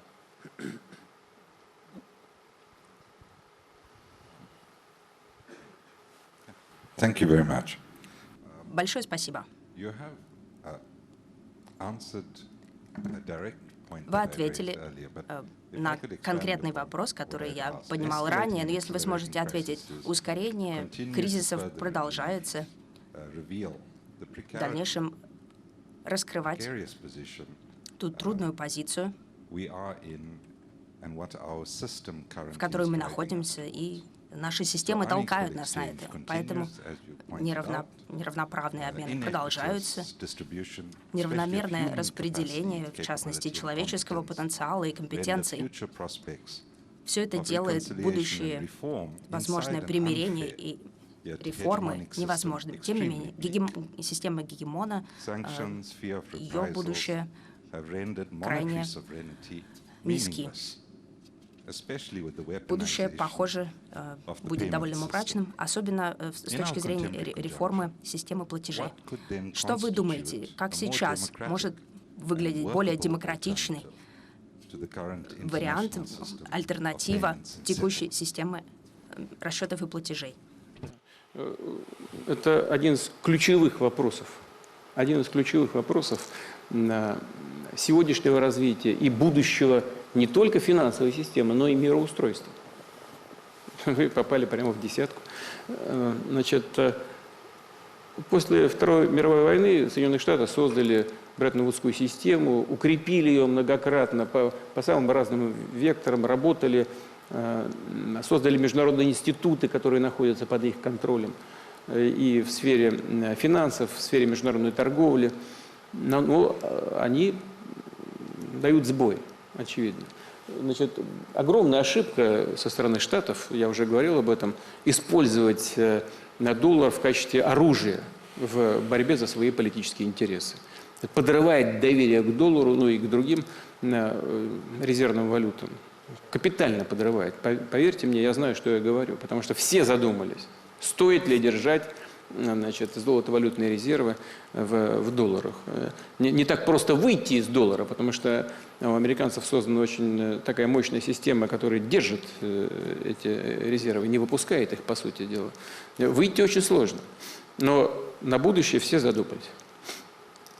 Значит, я уже сказал, могу только повторить, в чем мы видим будущее международной финансовой системы. Ну, во-первых, это такой общий посыл, тем не менее, всем странам должно быть обеспечено суверенное развитие. И нужно относиться с уважением к выбору любой страны. Это тоже важно, даже применительно к финансовой системе.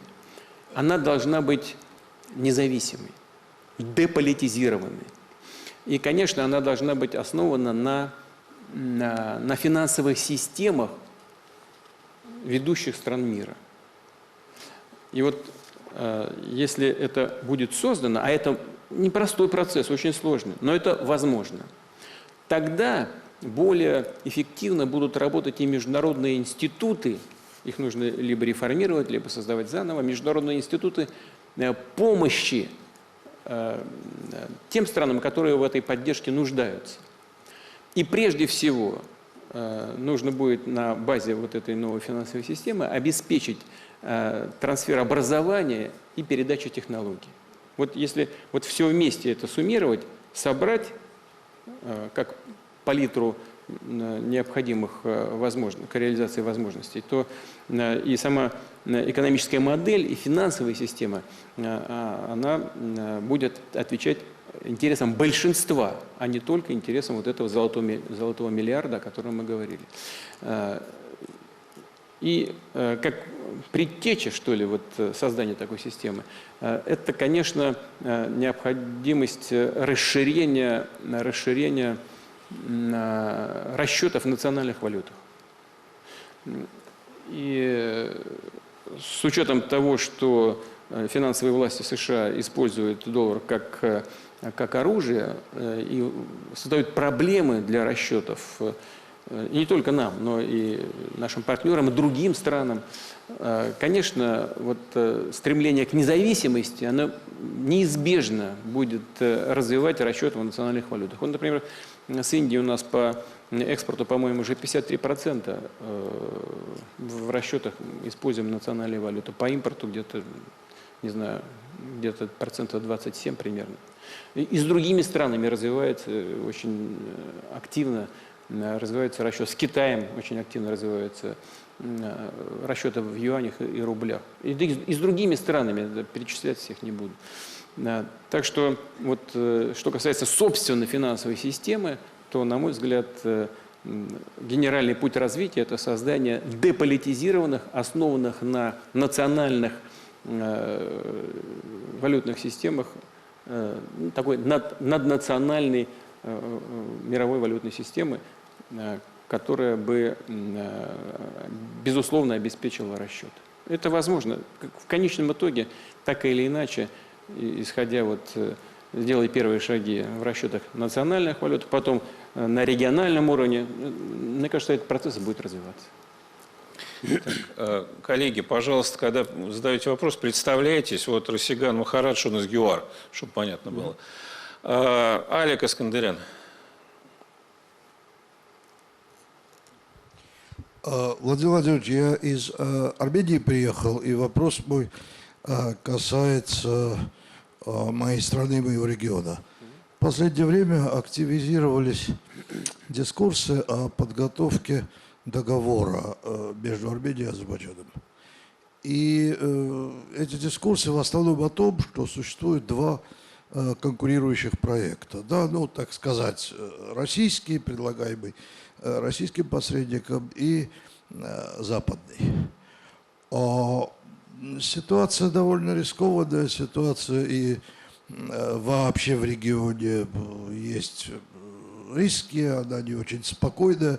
Что Россия в этом смысле думает, каким образом Россия собирается реагировать на эту ситуацию и каким образом Россия планирует действовать в дальнейшем в этом контексте? Спасибо.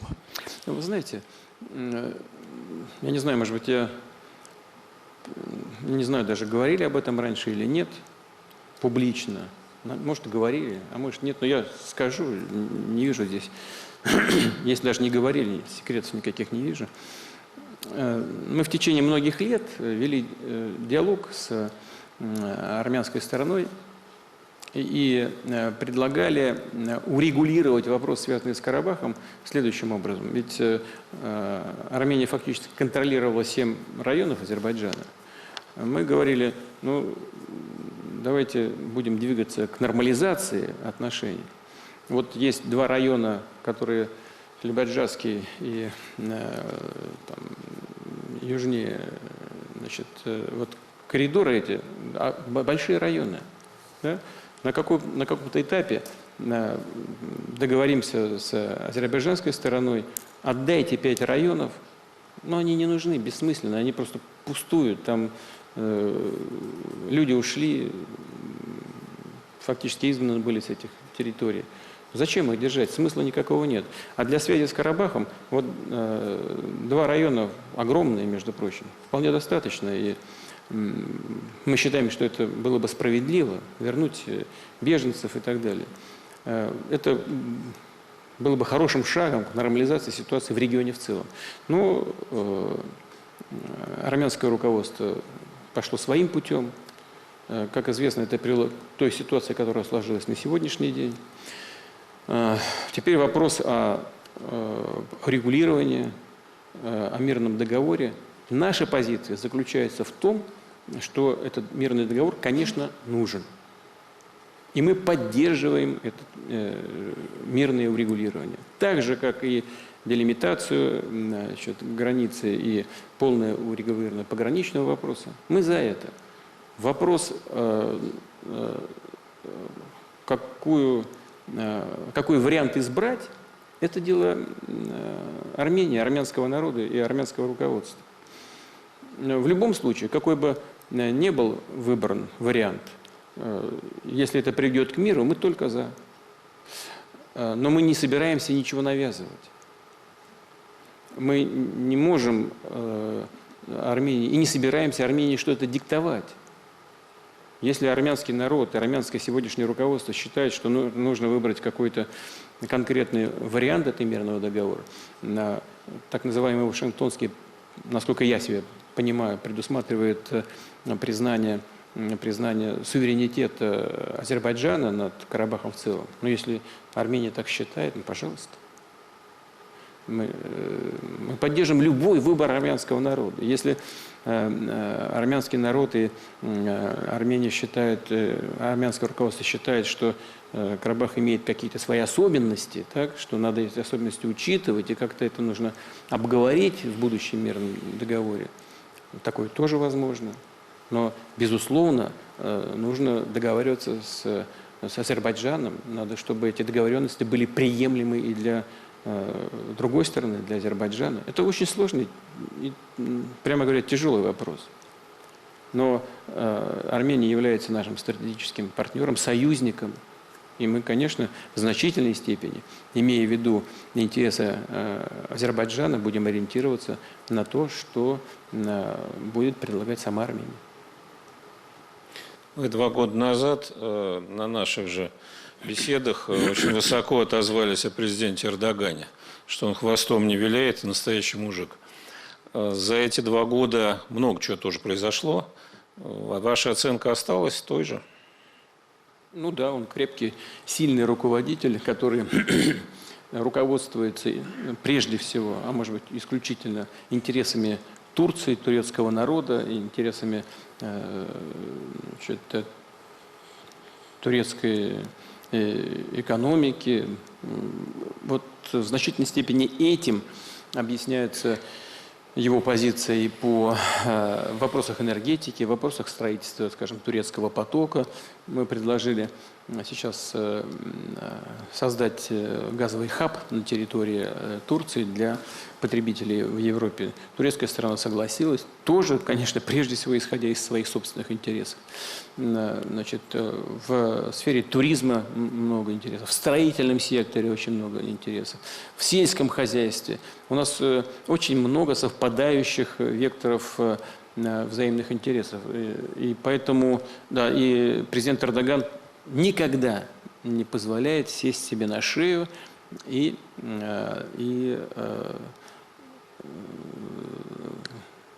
руководствоваться интересами третьих сторон. Но он, конечно, защищает и в диалоге с нами, прежде всего, свои интересы. И в этом смысле Турция в целом и президент Эрдоган в частности являются непростыми партнерами. Многие решения рождаются в таких длительных и непростых спорах, переговорах. Но есть стремление с обеих сторон достичь этих договоренностей. И мы, как правило, этих договоренностей достигаем. В этом смысле Эрдоган, конечно, последовательный и надежный партнер. Вот, пожалуй, это, наверное, самая главная характеристика. Он надежный партнер. А сам он сесть на шею не пытается вам, например? Вы знаете, я же сказал, что президент Турции непростой партнер. И он всегда отстаивает свои интересы. Ну, не личные, а интересы страны. Но это нельзя сказать, что он пытается сесть на шею. Он просто борется за то решение, которое, по мнению его правительства, его советников, является оптимальным. Мы боремся за то, чтобы принимаемые решения были и оптимальными для нас. Ну, как правило, повторяю, находим эти решения даже по очень чувствительным вопросам. Вот в Сирии, допустим, в вопросах безопасности, ну и по экономике, в том числе по инфраструктуре. До сих пор нам все это удавалось сделать. Повторяю еще раз, это чрезвычайно важно. Ну, мы понимаем, что если мы прошли трудный путь, было трудно договориться, но мы договорились о чем-то, можно быть уверенным в том, что это будет сделано. Это вот самое важное – надежность и стабильность в этих отношениях. Даян Жителека.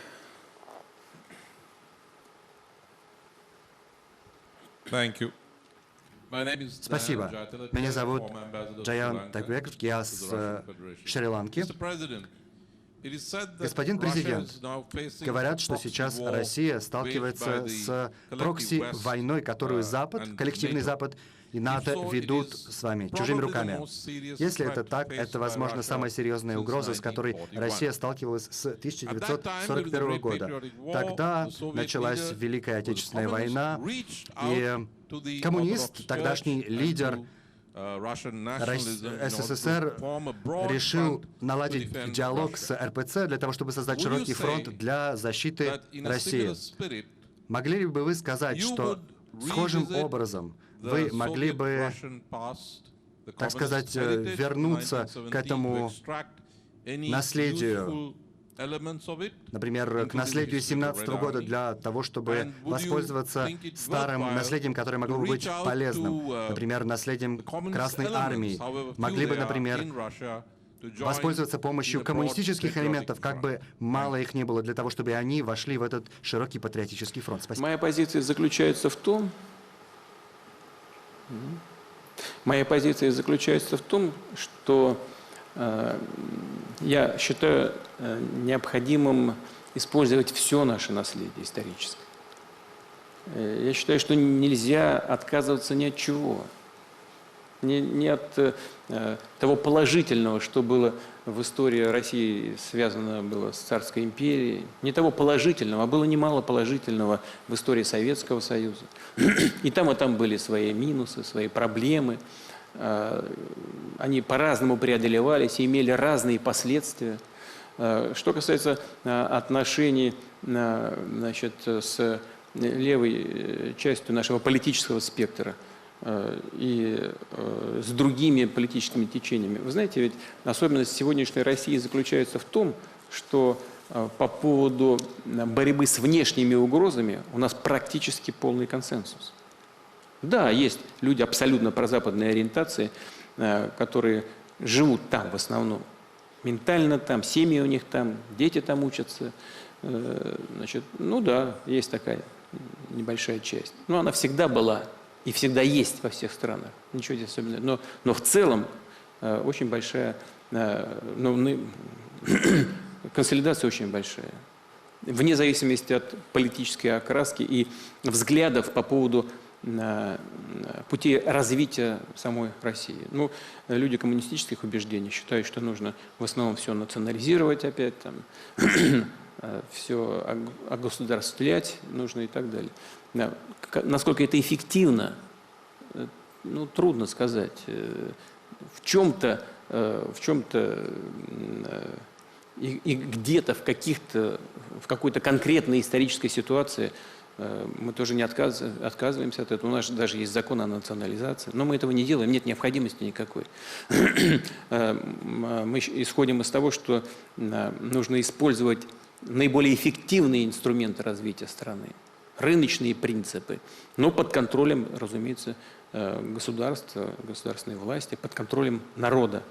И используя эти преимущества, направлять их на главную цель, на повышение благосостояния страны, на борьбу с бедностью, на расширение наших усилий и достижение лучших результатов в области жилищного строительства, образования, здравоохранения, решения других чрезвычайно важных для людей вопросов. Значит, поэтому мы работаем и с уважением относимся к тем людям, которые придерживаются левых взглядов, в том числе коммунистических убеждений. Советский Союз, как вы правильно сказали, сами упомянули, жил долгое время под контролем, под руководством коммунистической партии. Сейчас не буду вдаваться там в детали, где там что было хорошо, что плохо. Вы упомянули о религиозных организациях. Но они у нас все, у нас 4 традиционных религии, все настроены исключительно патриотически. Что касается Русской Православной Церкви, она всегда на протяжении всей истории была со своей паствой, со своим народом. То же самое происходит и сегодня. Ключевое отличие, может быть, сегодняшнего дня во взаимоотношениях с конфессиями, с нашими традиционными конфессиями, заключается в том, что мы не только внешне, но мы по существу не вмешиваемся в жизнь религиозных организаций. Они у нас, может быть, гораздо более в свободном положении находятся, чем во многих странах, которые считают себя демократическими. Мы никогда не оказываем никакого давления. Мы считаем, что мы перед ними в долгу, потому что за советское время их имущество разбазарили, вывезли за границу, распродали там, и так далее, и так далее. То есть нанесли большой ущерб религиозным организациям, в том числе и Русской Православной Церкви. Мы стараемся поддержать все наши конфессии, но мы не вмешиваемся в их работу. И, наверное, такого никогда раньше и не было. Чтобы, с одной стороны, был общий такой патриотический настрой, связанный с развитием страны и внутри нашего государства, и связанный с поддержанием наших интересов вовне. Но при этом мы предоставляем полную свободу их деятельности. И вот такое взаимоотношение, такая ситуация, мне кажется, приносит нужный нам результат. Так, хорошо. Кубат Рахимов. Кубат Рахимов, Кыргызская республика. Уважаемый Владимир Владимирович, Россия действительно безусловный лидер нового антиколониального движения. Также во всем мире широкий отклик получает приверженность России традиционным консервативным ценностям. Но за время работы нашего Валдайского клуба мы увидели очень серьезный запрос на социальную справедливость, на справедливую организацию общественных отношений. Как вы это видите и чем могли бы мы быть полезны как эксперты Валдайского клуба? Это первый мой вопрос. Второй вопрос. Как вы оцениваете перспективы переноса столицы Российской Федерации в центр страны, фактически в центр Евразийского континента, для того, чтобы быть ближе к странам Шанхайской организации сотрудничества? Спасибо. Что касается более справедливого устройства, социального устройства в России, то у нас по Конституции Россия является социальным государством. И, конечно, все, что мы делаем, все наши национальные цели развития посвящены именно решению социальных задач. Вот здесь можно говорить часами, времени даже сегодняшнего дня будет недостаточно. Все, что мы делаем, направлено именно на это, на решение социальных задач, которые стоят перед российским государством. И у нас их очень много, в том числе много нерешенных задач. Я уже об этом говорил, еще раз повторю. Значит, нам нужно развивать экономику и на этой базе решать вопросы здравоохранения, образования, технологического развития, менять структуру нашей экономики. Структурные изменения самое главное. Но будет меняться рынок труда, и в этой связи, конечно, мы должны подумать о тех людях, которые будут высвобождаться со старых мест работы, давать им новые компетенции, проводить переобучение и так далее. Поэтому, что касается Валдайского клуба, здесь собираются эксперты самого разного направления, и если на экспертном уровне нам будут подсказывать тенденции развития по ключевым направлениям, мы, конечно, были бы благодарны для того, чтобы иметь в виду ваше мнение при строительстве наших планов, учитывая вашу позицию по этим тенденциям, о которых я сейчас сказал. Потому что, понимая, что будет завтра, нам можно и нужно строить политику сегодня. По поводу переноса столицы, да, такие разговоры и у нас есть. Но у нас переносили когда-то в столицу, и неоднократно это было в истории российского государства. Россия, исторически, ментально, центр России всегда ассоциируется с Москвой. И, на мой взгляд, какой-то необходимости, есть проблемы развития столицы, как мегаполиса. И должен сказать, что они под руководством команды действующего мэра Собянина, они решаются гораздо лучше, чем во многих других странах мира и во многих других мегаполисах. Был период, когда здесь нарастали, ну они и сейчас отчасти нарастают проблемы, связанные с транспортом, с развитием социальной инфраструктуры и так далее. Но все-таки за последние годы мэр Собянин очень многое сделал для того, чтобы эти угрозы купировать и наоборот создавать условия для того, чтобы москвичи и те, кто приезжают в Москву для работы, либо гости Москвы, приезжающие сюда с туристическими целями, чувствовали себя здесь комфортно. Очень многое сделано для развития города в последние несколько лет. Эта проблема излишней централизации всех федеральных структур в Москве, она существует. И так же, как в некоторых других странах, я, например, сторонник делать так же, как в некоторых других странах, а именно децентрализовать вот эти полномочия и компетенции центральные, столичные в других регионах России. Ну, например, мы судебные центры создаем в Петербурге. Там уже Конституционный суд работает, есть планы и конкретные планы строительства Верховного суда. Ну, делать это нужно не спеша, спокойно, создавая и судебному сообществу благоприятные условия для работы, в том же самом Петербурге. И мы будем делать это без всякой спешки и суеты. Некоторые крупные компании, которые, скажем, работают на самом деле в Сибири, а центральные органы управления имеют в Москве, могли бы там разместить свои штаб-квартиры. Это, кстати, и происходит. Русгидер, например, там обосновывается в Сибири, по-моему, в Красноярске они там, по-моему, штаб-квартиру свою оборудуют. И центральные органы власти могли бы так некоторые быть рассосредоточены по территории Российской Федерации. Это пойдет только на пользу и самой системе управления, и тем регионам, где они будут появляться. Спасибо. Так, Иван Тимофеев.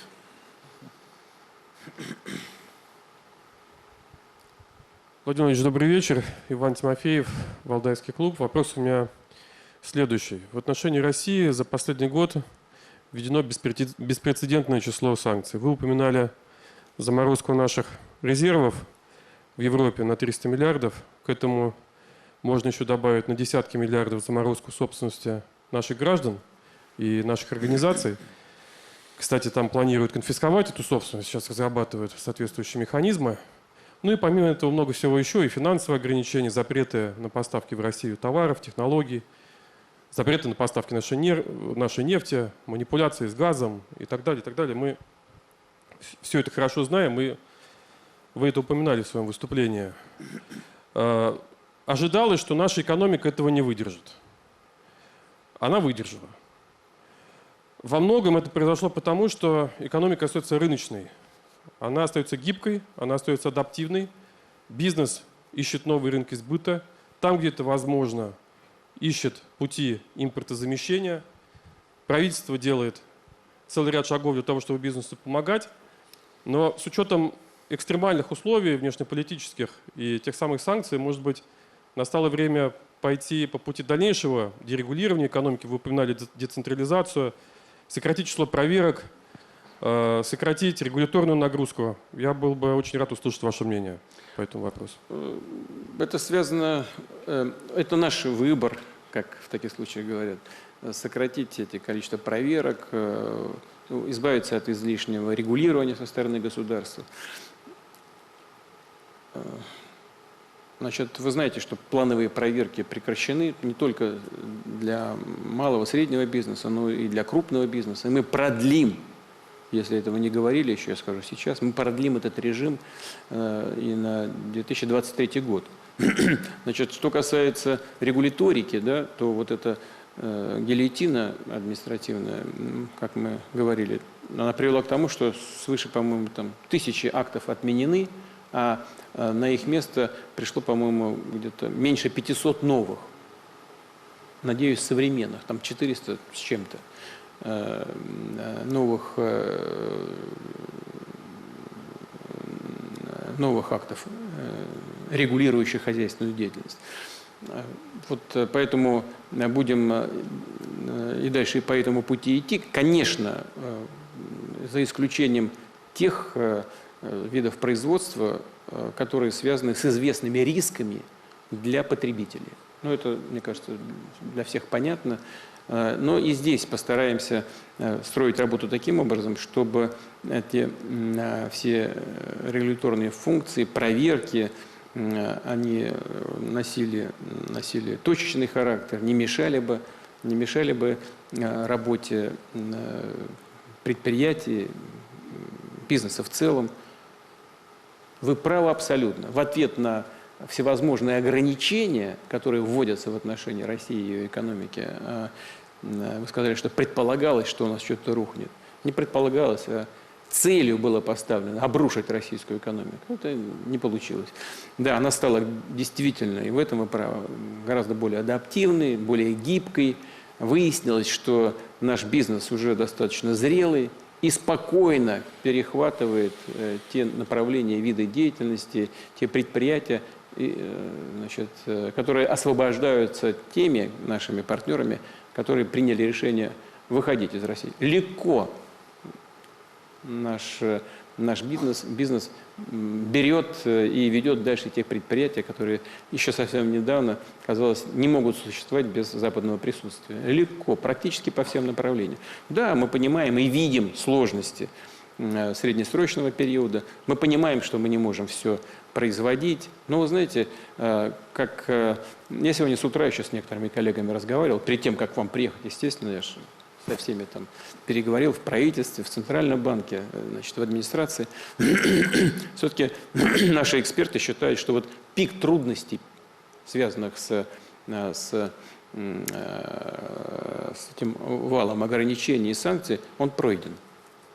Российская экономика в целом адаптировалась к новым условиям.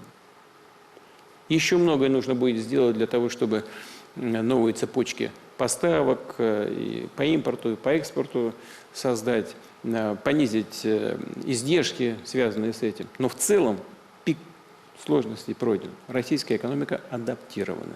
И дальше будем развиваться на более устойчивой, на более суверенной платформе. Но ответом на все эти вызовы, конечно, может быть и должно быть в том числе, а может быть прежде всего, разбюрокрачивание и работа бизнеса, поддержка его и увеличение пространства свободы для экономической деятельности. Так, Александр Андреевич, вас не обойдешь.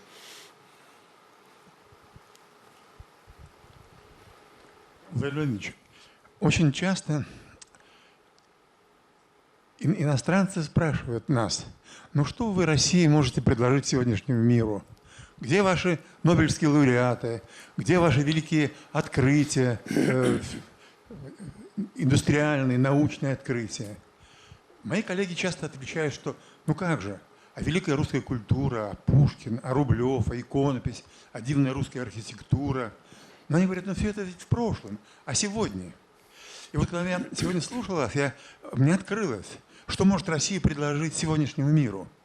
Россия сегодняшнему миру может предложить религию справедливости, потому что эта религия, это ощущение лежит в корне всей нашей русской культуры, всей нашей русской жертвенности. И сегодня Россия приносит эту жертву. Она по существу одна наедине со всем остальным жестоким западным миром ведет эту борьбу за справедливость.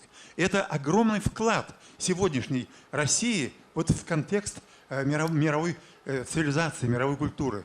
Потому что даже вот те прежние традиционные ценности, о которых мы говорили, и тот же Рублев, русская иконопись, и та же восхитительная русская архитектура, новгородско-псковская, и изумительный золотой и серебряный век, все они говорили о справедливости.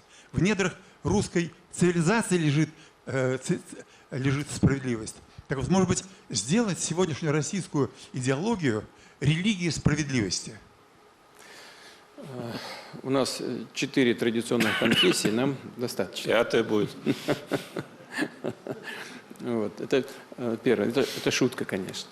Значит, по поводу того, чтобы что-то сделать, вы знаете, значит, я слежу за вашими работами, за вашим творчеством, когда время есть, с удовольствием читаю то, что вы пишете, говорите. Конечно, я знаю, что вы такой настоящий российский патриот в самом добром, хорошем, широком смысле этого слова. Вот. Нужно ли нам что-то специально кому-то презентовать? Вот в этом я не уверен. Вы знаете что? Ведь вы сейчас сказали о том, что мы там жертвуем чем-то в интересах многих других народов. Я вот здесь с вами поспорю. Ничем мы не жертвуем. Мы работаем над укреплением своего суверенитета. Это в наших интересах.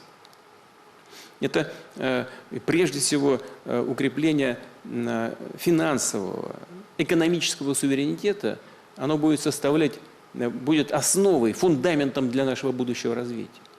Технологического, образовательного, научного. То, что есть там или нет нобелевские лауреаты, значит, вот Алферов свое изобретение сделал когда? Значит, через 30 лет или сколько ему дали нобелевский лауреат. Ну, разве дело в этом? Вот бывшему президенту Соединенных Штатов дали, значит, нобелевского лауреата. Но это что, показатель каких-то достижений?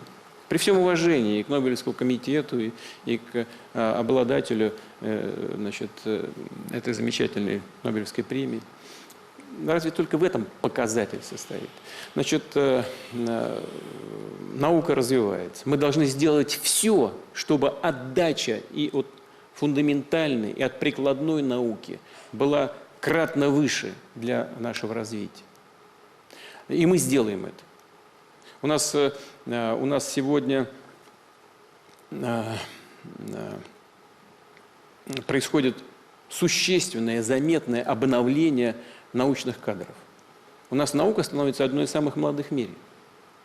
Да, конечно, те же Штаты, имея в виду свои конкурентные преимущества с точки зрения монополиста на мировые финансы, там как пылесосом вытаскивает все со всего мира, в том числе научные кадры и творческие. Это понятно. Но это тоже закончится с утратой монополизма на доллар, как на мировую валюту.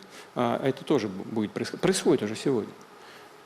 Вот, понимаете, и вот то, что мы делаем, оно является очень привлекательным для очень многих стран мира и народов.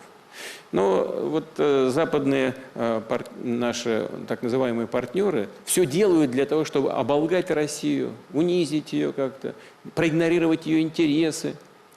И когда мы боремся за свои интересы и делаем это открыто, честно и прямо скажем так, мужественно, вот сам по себе этот факт, сам по себе этот пример является чрезвычайно заразительным и привлекательным для миллиардов людей на планете. Вы посмотрите, во многих странах Африки, в некоторых странах российские флаги. Сейчас.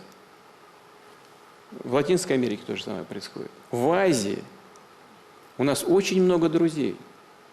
И нам ничего не нужно никому навязывать. Просто очень многие люди, и политические деятели, и рядовые граждане, они устали жить в условиях какого-то внешнего диктата. Все уже надоело. И когда они видят пример нашей борьбы с этим диктатом, они и внутренне, и внешне на нашей стороне. И эта поддержка будет только расширяться.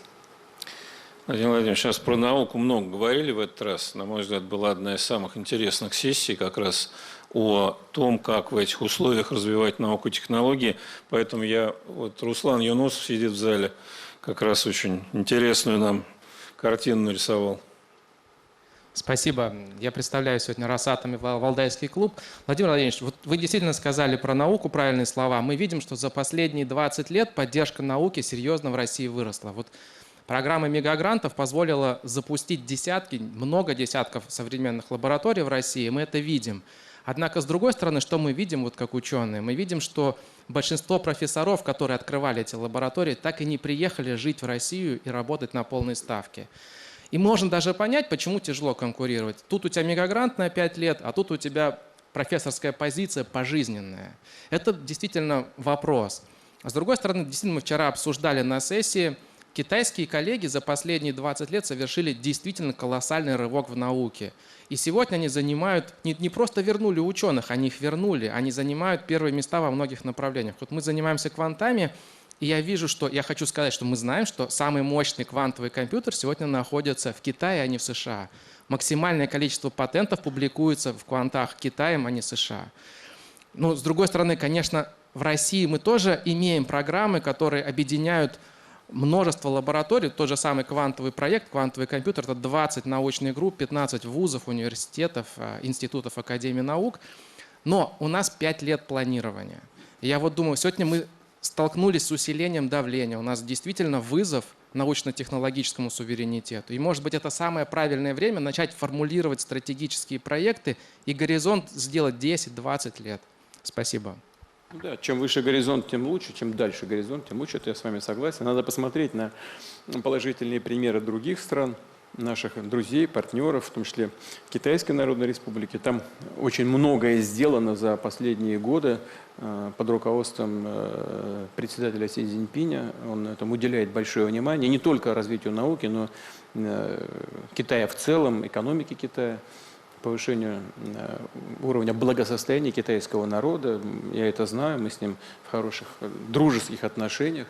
Вот. И то, где они добиваются реальных результатов, конечно, может быть предметом нашего изучения и внедрения в нашу практику. Что касается мегагрантов, то они действительно сыграли хорошую положительную роль.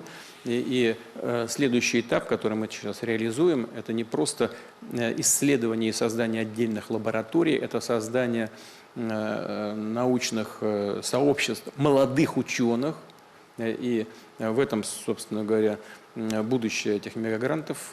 Я согласен с теми, кто инициировал этот процесс. Мы это делаем. Да, Андрей Александрович? Вот, значит, и будем продолжать это делать. Вы сказали, что никто не приехал. Некоторые приезжают и работают здесь. И даже формально числятся где-то там за границей. Большую часть времени проводят в России.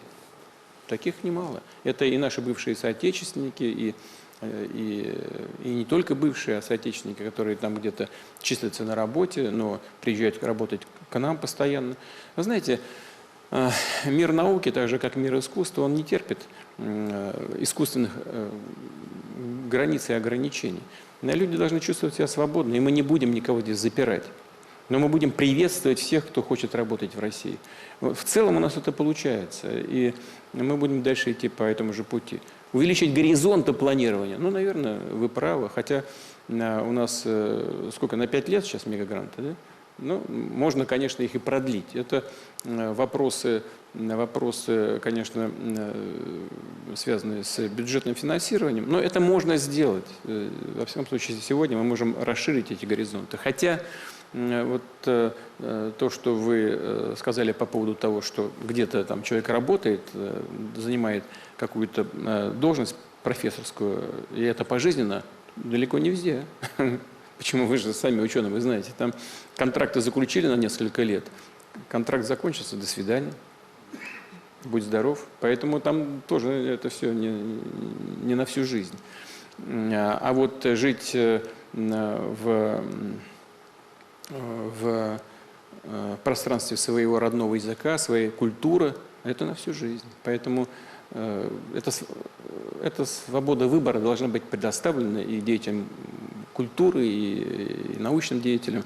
Мы должны создать условия, которые будут более привлекательными, чем те, которые создают за рубежом. Это непростой процесс. Мы идем по этому пути, добиваемся результатов и будем дальше по нему двигаться. В том числе, наверное, вы правы, и расширять горизонт планирования. Так, Ван Вэнь.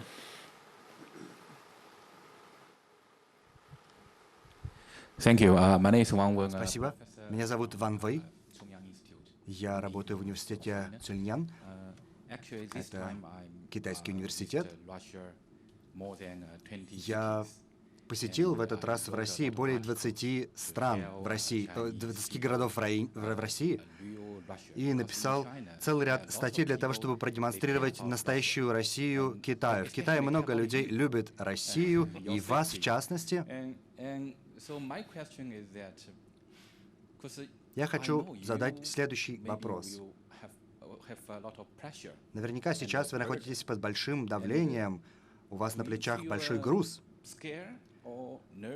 Чувствуете ли вы страх, или нервозность, или, может быть, волнение, в особенности в свете угрозы со стороны Запада?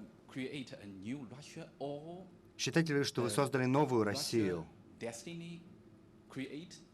Или же российская судьба создала вас? И второй вопрос. Что бы вы хотели сказать китайскому народу? И что вы могли бы сказать о последних 10 годах российско-китайских отношений? И каковы ваши прогнозы и ожидания от будущего российско-китайского взаимодействия? Спасибо большое. Когда я работаю, никогда не думаю о каких-то исторических свершениях. Я просто исхожу из того, что нужно делать и без чего невозможно обойтись. Вот это самое главное. И в этом смысле, конечно, обстоятельства, страна, в которых она живет, она формирует любого человека, в том числе и меня, конечно, это так. Что касается, что мы должны кого-то бояться, конечно, наверное, многим хотелось бы сейчас услышать, чтобы я сказал: боюсь, боюсь, боюсь, боюсь, боюсь. Но если бы я всего боялся, я бы ничего не делал.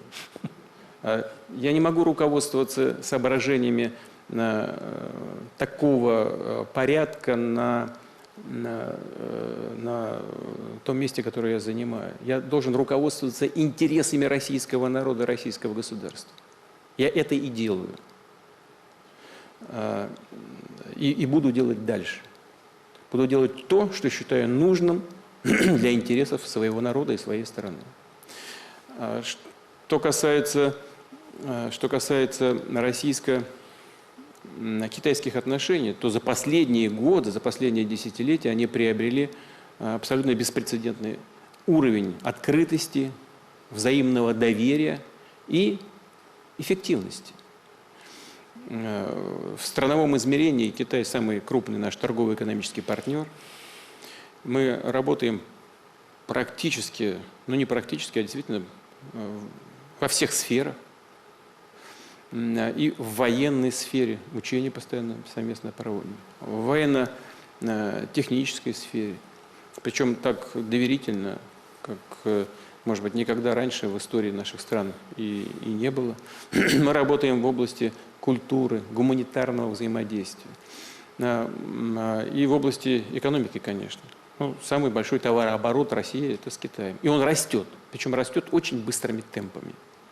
И темпы это были набраны еще до всяких ограничений и перераспределения наших товарных потоков в сторону Азии, в том числе и в сторону Китая.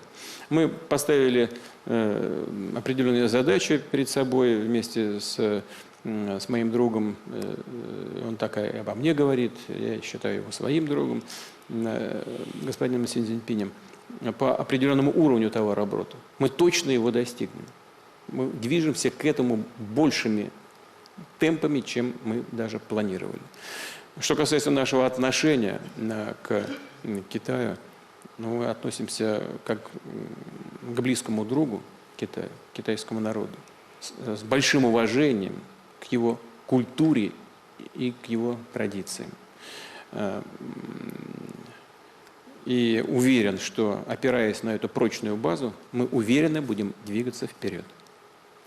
Владимир Владимирович, по поводу страхов, вот профессор Ван сказал, в этом году, когда с весны еще как-то вот ядерный фактор возник, и вы так указывали на его наличие, и вообще очень многие немножко занервничали, вспомнив ваше высказывание вот здесь же, на нашем мероприятии 4 года назад, что мы все в рай попадем. Мы не торопимся же, правда?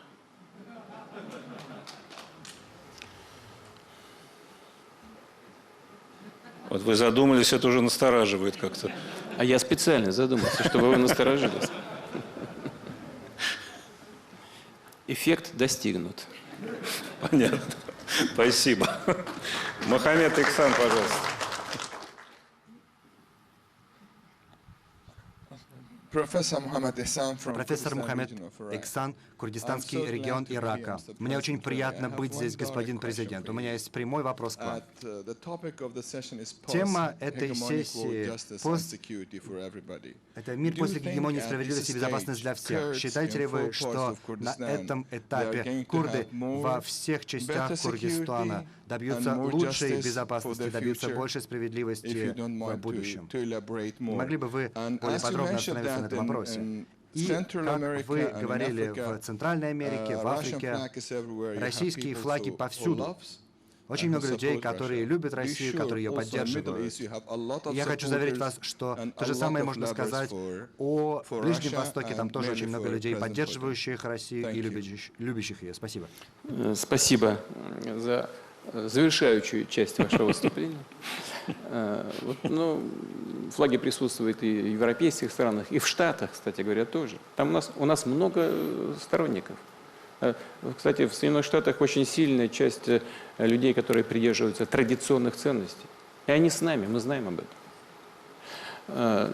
Но что касается курдов, я уже говорил, не примитивно к курдам, а в целом ко всем народам. Конечно, мы должны стремиться к балансу интересов. Только в случае достижения баланса интересов мир может быть устойчивым. В том числе это касается и судьбы курдского народа. Так, прошу дальше. Вот господин Старыш, по-моему, да, если я не ошибаюсь. Ага. Спасибо. Добрый вечер. Константин Старыш, Республика Молдова. Я представляю парламентскую оппозицию, разумеется, оппозицию, поскольку наша власть на беду нашей страны и нашего народа пока предпочитает какие-то иные маршруты для своих зарубежных поездок. В итоге у нас с сегодняшнего дня погас свет в Кишиневе почти полностью. Но речь не об этом. У меня есть вопрос, но сначала поручение. Вы так хорошо, Владимир Владимирович, говорили о своей семье, что я рискну. У меня 2 детей, им 8 и 10 лет. Они ученики лицея имени Пушкина в Кишиневе. Они очень просили передать вам привет. И я не могу себе отказать в этом отцовском маленьком таком удовольствии. Так что вам привет от Александры и Гавриила из Кишинева. Теперь вопрос. Вы в своем выступлении говорили о неизбежности появления новых моделей взаимодействий между странами и регионами.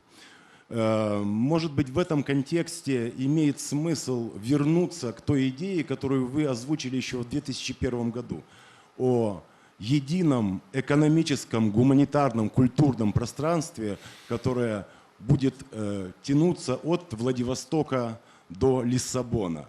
Для нас, молдаван разных национальностей, такая постановка вопроса очень бы устроила, поскольку нам всегда очень трудно выбирать между добром и добром, между Европой и Россией.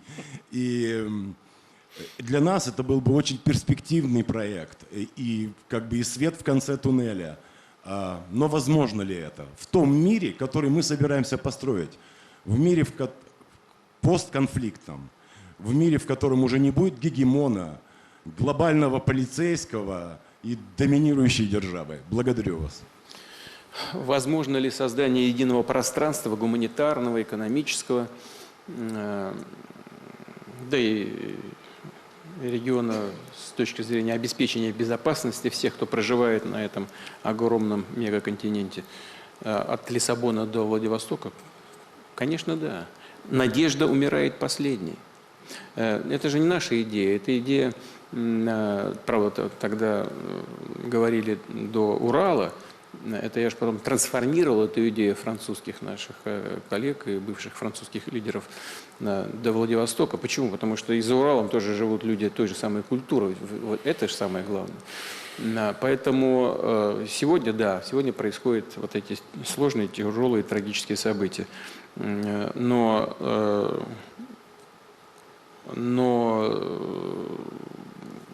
в целом, почему нет? В целом, возможно такое себе представить. Но мне кажется, что так или иначе это будет происходить. Я же говорил о Евразии в целом в своем выступлении. Я же говорил о Евразии в целом, включая и эту европейскую часть. Вы знаете только, что очень важно? Очень важно, чтобы действительно, хочу опять вернуться к своему выступлению, чтобы вот эта европейская часть вернула себе правосубъектность. Вот, ну это же, ну как разговаривать с тем или другим партнером, если он ничего не решает? И по каждому поводу должен позвонить в Вашингтонский обком и спросить, что можно сделать, а что нельзя. Ну это же по факту жизни так и происходит. Я помню очень такие непростые события вокруг Сирии, когда они начинались. Ну, приехал один из лидеров. Вот я с ним встречаюсь. Договорились, что мы будем делать, как мы будем делать. Конкретно вот это сделаем. От нас из Москвы полетел в Вашингтон. Вернулся в Париж. Все забыто. Как будто и не было никаких договоренностей. Ну, как разговаривать? О чем? А там конкретные были прямо договоренности, вплоть до того, куда там флот подвинется, что мы будем делать, как мы согласуем. Мы против, что ли? Мы за и согласились. Договорились. Ну, а как разговаривать-то? Ну, что тогда с ними разговаривать? Тогда лучше прямо звонить в Вашингтон. Вот и все. Я сейчас говорю, я ничего не придумываю, понимаете? Конечно, Европа защищает свои интересы, там, особенно в сфере экономики, да и то не очень. Вон взорвали газопроводные системы. Это же не наши. Они общеевропейские. Там в Северном потоке-1 5 европейских компаний представлены. Ну и что? Все молчат. Как будто так и надо. Да еще хватает наглости еще там показывать. А может, это Россия взорвала? Сама себя взорвала Россия. Совсем с ума сошли, что ли? Нет, тем не менее, делают это. Вот опубликовал же, по-моему, «Газпром» даже снимки 2016 года, когда под газопроводной системой лежит американского, по-моему, производства взрывное устройство. Сказали, что потеряли в ходе учений. Ну, и потеряли так, что прямо под газопроводную трубу значит, зашло это взрывное устройство, которое, по-моему, было предназначено для уничтожения подводных мин. Слушайте, ну прямо вот фотография. Нет, ведь мировые СМИ даже не транслируют это. Никто не повторяет. Все это умирает на корню. Нигде нет. Ни в интернете, ни на телевизионных экранах. Ничего нет. Это тоже использование монополии в средствах массовой информации для того, чтобы продвигать нужную информацию и убивать все, что им мешает. Но это же есть. Ну вот все молчат. Вот поэтому, конечно, нужно создавать это единое пространство во всех смыслах от Лиссабона до Владивостока. Но это можно делать только с теми, кто имеет право голоса. Я не хочу ничего не провоцировать, ничего никого обижать. Но это такая практика, такая реалия жизни сегодняшней. Вот. Но это, тем не менее, на мой взгляд, в исторической перспективе это возможно. Я уже упоминал об этом, сейчас еще раз скажу. Мне когда-то Гельмут Коль сказал, что вот Штаты займутся когда-то своими делами, в том числе там, в Латинской Америке. Азия будет мощно развиваться своим путем. Если европейская цивилизация хочет сохраниться как центр, какой-то мировой центр, то, конечно, нужно быть с Россией. Вот такова была позиция Гельмута Коля. Сегодняшнее руководство Федеративной Республики, видимо, придерживается других взглядов. Но это выбор европейских стран. Но я бы хотел вернуться к тому, с чего вы начали. Вы сказали, что свет погас там в Кишиневе. Непонятно, почему он погас. Мы точно к этому не имеем никакого отношения. Ну, да, вы знаете, я почему об этом говорю? Потому что во всем всегда обвиняют Россию. Где-то свет погас, где-то туалет не работает, извините, где-то еще что-то. Во всем виновата Россия, понимаете? Это, помните, как в известном фильме? Эту церковь там... Часовню какого-то там 12 или какого века. Тоже мы разрушили. Но, слава богу, нет. Значит, но вот хочу вас проинформировать. И это то, что я скажу, что называется чистая правда. Мы когда вели переговоры с представителями правительства Молдовы по поводу поставок газа, по поводу цен на газ, «Газпром» занял абсолютно прагматичную рыночную позицию по контракту с Молдовой на поставки газа, природного газа. Значит, молдавская сторона не согласилась с позицией «Газпрома» и настаивала на ценовых преференциях. «Газпром» уперся. Значит, потом господин Миллер вышел на меня, изложил позицию и заявил, что считает, значит, свою точку зрения правильной. Я попросил его пойти навстречу молдавской стороне, имея в виду экономические возможности и финансовые возможности молдавского государства. Сказал ему, ну, что-то цены, хотя и справедливые с рыночной точки зрения, но неподъемные для Молдовы, если они платить не смогут. Какой в этом смысл? Он со мной не очень согласился, но прислушался к моему мнению. И «Газпром» пошел навстречу правительству Молдовы и заключил контракт на поставку газа на молдовских условиях. На условиях молдавской стороны, молдавского правительства. Там много деталей, я просто не хочу утомлять аудиторию, потому что кроме вас это никому, наверное, не интересно. Ну, там связано с долгами, связано с текущими платежами, с предоплатой определенной. Но в целом по ценовым параметрам полностью пошли навстречу молдавской стороне. Ну, платить надо, конечно. Но это же само по себе, мне кажется, очевидным является.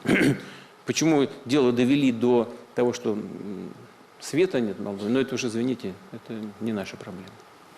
Владимир Владимирович, вы вот про Европу вспомнили. Месяца 2 назад был такой интересный, или даже меньше, интересный эпизод, когда оказалось, что когда вы незадолго до начала боевых действий разговаривали с президентом Макроном, у него в кабинете сидели журналисты, и по громкой связи все это транслировалось, они все это записывали. Ну, такая несколько необычная форма, ну, ладно. Вот вы к таким вещам, это не первый раз, вы к таким вещам как относитесь? Отрицательно. Я считаю, что существуют определенные форматы общения между главами государств. Их надо соблюдать, иначе пропадает доверие к тому, что делает партнер. В целом здесь нет ничего предосудительного, если то, что мы говорим, о чем мы говорим, если наши оценки доходят до представителей средств массовой информации. Но просто тогда об этом нужно предупреждать. Вот и все, ничего не Вас не предупреждали? Ну, конечно, нет. Наоборот, когда идут там телефонные переговоры, в том числе по закрытым каналам связи, всегда исходим из того, что это конфиденциальные переговоры, они огласке не подлежат, или подлежит что-то по договоренности сторон. Если это делается в одностороннем порядке, то это, конечно, неприлично. А теперь, когда Макрон звонит, вы уточняете, кто у него там рядом? Нет. А почему? Как раз стоило бы. А потому что я теперь исхожу из того, что кто-то слушает. Понятно. Так, пожалуйста, вот в первом ряду из Индонезии гость.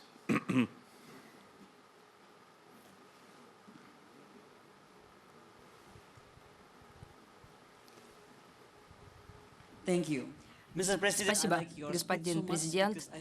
Мне очень понравилась ваша речь. Мне кажется, она принесла нам дух, как можем строить вместе, строить сильнее. Звучит как девиз для Большой Двадцатки. Мы надеемся, что вы приедете в следующем месяце в Индонезию. Спрошу вас про заголовок. Сегодня мир после гегемона, безопасность для всех. Господин Сукарно в 1955 году сказал уже, что все союзы безопасности опасны для мира. Вы и Китай находитесь в Совете Безопасности ООН. Можете ли вы справиться с тем, чтобы избавиться от Квад, AUKUS, НАТО вместе? Возможно ли это? Вопрос 2. Все вас очень любят в Индонезии, все всегда кричат «Ура!». И хочу спросить, можно ли с вами потом сфотографироваться? Да, с удовольствием. Такой красивой женщиной, с удовольствием. Значит, у нас очень добрые отношения с Индонезией на протяжении практически всей новейшей истории. И президент Видодо, когда звонит мне, он обращается ко мне со словами «брат», я ему говорю то же самое. И мы дорожим отношениями, которые у нас сложились с Индонезией. Я благодарен руководству и президенту за приглашение на двадцатку. Мы подумаем, как мы это сделаем. Россия точно совершенно будет там представлена на высоком уровне. Но, может быть, и я поеду, я подумаю. Вот. Что касается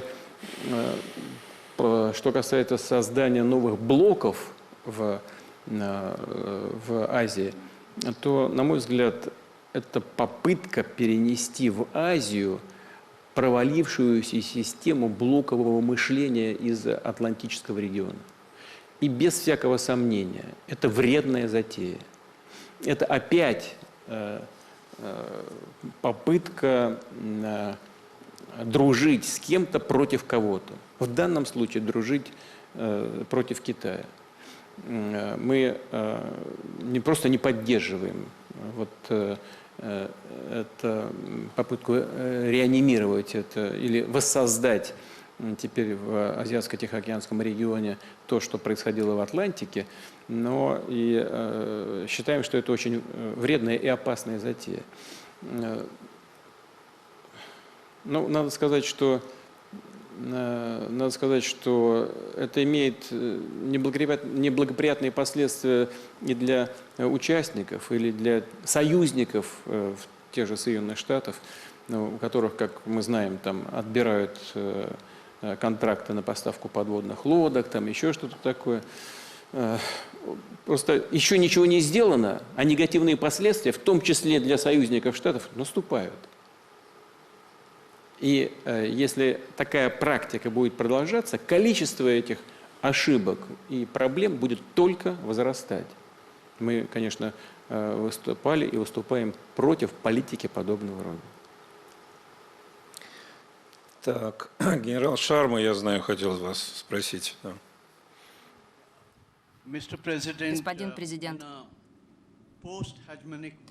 в мире после гегемона какую вы роль ожидаете сыграет Индия? Индия проделала колоссальный путь развития от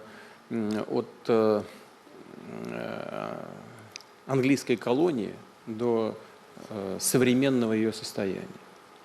Почти 1,5 миллиарда человек и заметные результаты развития вызывают и всеобщее восхищение и уважение к Индии со стороны всего мира. Очень многое сделано за последние годы под руководством премьер-министра Моди. Он, безусловно, патриот своей страны, и вот это его тезис «делай в Индии», он имеет значение и экономический, и моральный.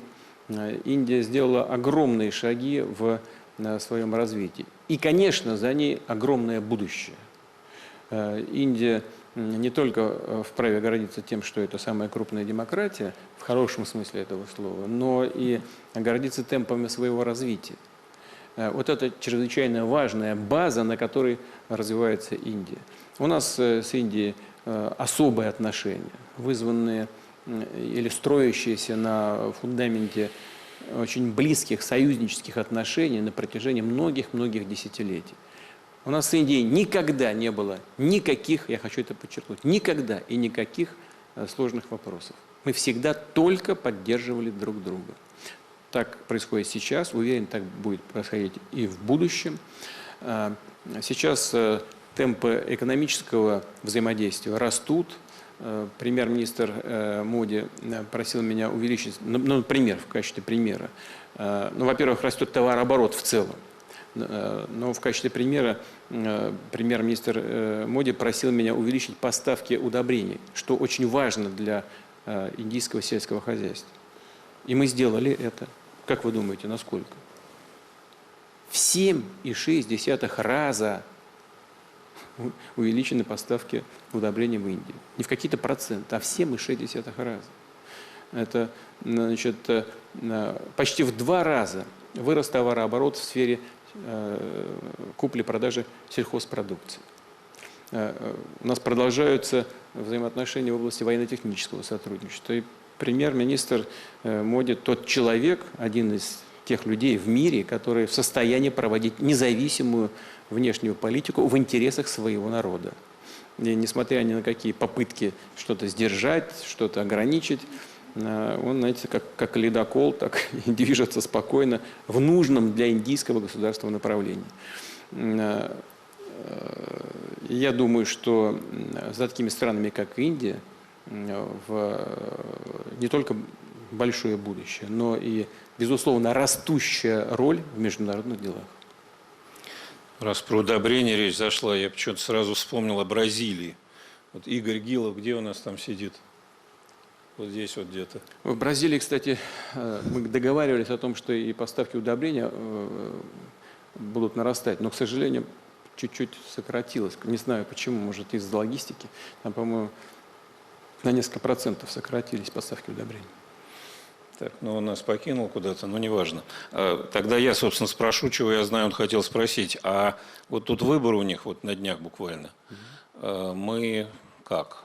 Лула, наверное, вернется. Вы же с ним в хороших отношениях? Мы в хороших отношениях с господином Лулой, мы в хороших отношениях с господином Болсонaro. Мы не вмешиваемся в внутриполитические процессы. Вот это самое главное.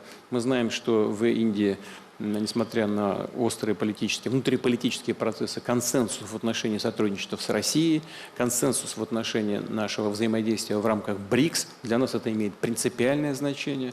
Мы исходим из этого. У нас тоже консенсус в отношении взаимодействия с Бразилией. Мы считаем Бразилию важнейшим нашим партнером в Латинской Америке. Так оно и есть. И будем все делать для того, чтобы эти отношения развивались в будущем. Владимир Владимирович, раз мы по БРИКС пошли, вот тут была инициатива буквально неделю-полторы назад, что Саудовская Аравия хочет присоединиться. Вы поддерживаете? Да, мы поддерживаем. Для этого нужен консенсус всех стран БРИКС, но Саудовская Аравия – это быстро развивающаяся страна, и связано это не только с тем, что она является лидером по производству углеводородов, добыче нефти. Это связано с тем, что у наследного принца, у правительства Саудовской Аравии очень большие планы, что очень важно, по диверсификации экономики. Там целые планы национального развития сверстаны по этому направлению. Я уверен, что они будут, имея в виду энергию и творческий потенциал наследного принца, уверен, что они будут реализованы, эти планы. Поэтому, конечно, Саудовская Аравия достойна быть членом крупных международных организаций, и таких как БРИКС, и таких как ШОС. Совсем недавно мы определили статус Саудовской Аравии в ШОС, и будем развивать отношения с этой страной и в двустороннем плане, и на многосторонних площадках. А сейчас вот на Западе пишут очень много, что Бен Салман из-за вас американцам хамит. Это неправда. Значит, Бен Салман человек молодой, решительный, с характером. это очевидный факт. Ему не надо хамить. И тогда в ответ не услышите жестких оценок с его стороны. Вот и все. Надо уважать и наследного принца, и саму Саудовскую Аравию.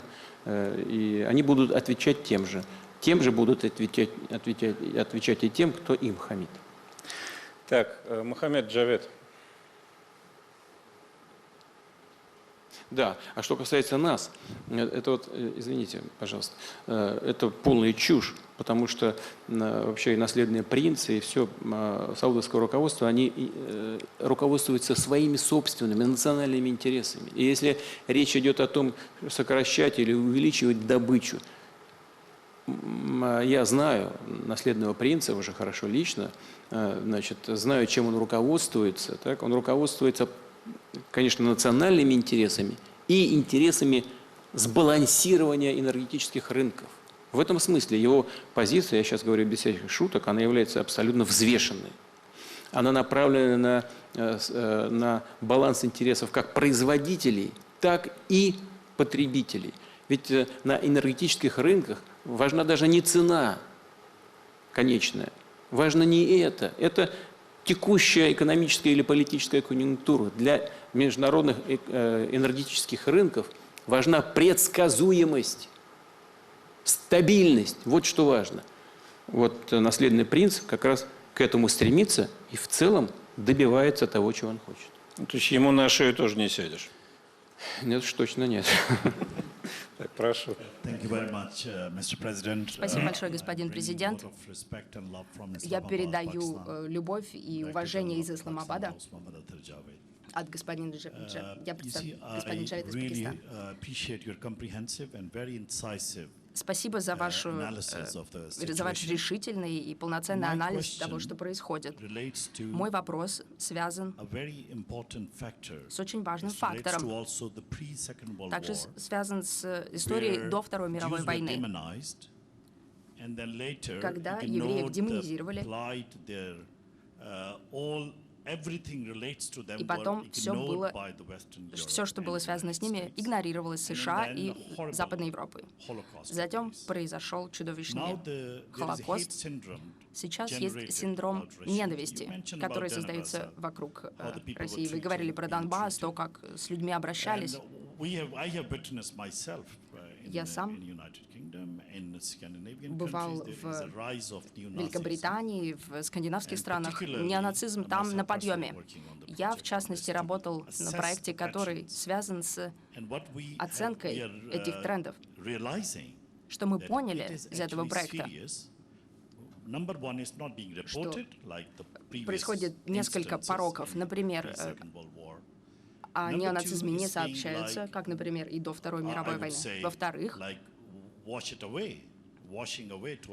все стараются это нивелировать, не сообщать. Это означает, что есть необходимость, как вы говорили, со стороны России, защиты русского языка, вопрос с русским языком, с россиянами за пределами России,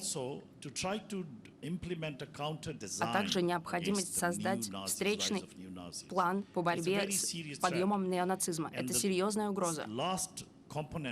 И последний компонент в следующем.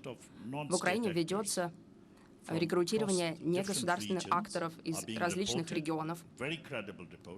Есть достоверные сообщения о том, что это происходит для того, чтобы использовать бригады для борьбы с традиционными армиями, чтобы подавить боеспособность. Мне было бы интересно услышать ваш анализ, это очень серьезно. Европа сталкивается с подъемом неонацизма. Спасибо. Вы знаете, мне кажется, что одна из таких серьезных, фундаментальных проблем тех, кто якобы заботится о будущем Украины, так называемых украинских националистов, она заключается в том, что происходит сращивание даже националистического движения и неофашистского, неонацистского. Они ведь опираются на тех, кого нельзя не отнести к коллаборационистам и к нацистам. Нельзя не отнести к тем, кто, как я уже говорил, по поручению гитлеровских властей уничтожали польское, еврейское, русское население на оккупированных во время Второй мировой войны территориях. И невозможно разделить сегодняшних так называемых ура-патриотов и националистов с бандеровцами. Фактически одно и то же. Вот в этом, на мой взгляд, их такая большая проблема на самом деле. И поэтому, когда я говорю, в том числе нашим западным так называемым партнерам, вы посмотрите, что делается на улицах Киева, там, других крупных городов, когда со свастикой тысячи людей ходят по улицам с факелом, там, с факелами и так далее. Да, у нас тоже возможно проявление неонацизма. Во всех странах он живучий, такая зараза живучая, но мы с этим боремся, а там на государственном уровне поддерживают. И это, конечно, проблема. Ее замалчивают, но она существует. И от этого никуда не деться. Потому что это есть. Ну, а сами сегодняшние ура-патриоты в Украине, ими движет не это, не интересы даже, не идеи национализма. Все очень примитивнее. Ими движут экономические интересы, желание сохранить в западных банках миллиарды долларов, которые они украли у украинского народа. Украли, спрятали в западных банках. И для того, чтобы обеспечить безопасность своих капиталов, делают все, что им Запада приказывают. Обертывая это в националистическую обертку и преподнося своему собственному народу как борьбу за интересы украинского народа. Вот что происходит в действительности. Не жалеют и борются с Россией до последнего украинца. Потери там местами, знаете, у нас, это я говорю об этом с сожалением. Там, и потери бывают 1 к 10, 1 к 8. В последнее время почти всегда 1 к 7, 1 к 8. Людей не жалеют совсем. Но разве истинные патриоты своей страны могут это допустить? Они вот прямо по этому пути идут спокойно и даже без оглядки, не думают об этом. Конечно, не свои национальные интересы защищают, но это зараза национализма живучая, а то, что она завязана на неонацизм, стараются или предпочитают не замечать. И это, конечно, огромная проблема и для самого украинского сегодняшнего режима, и для тех, кто их поддерживает, безусловно. Но мы не можем на это не обращать внимания и всегда будем указывать на это, в том числе как на одну из первопричин сегодняшнего кризиса. Так, господин Ким. Вот.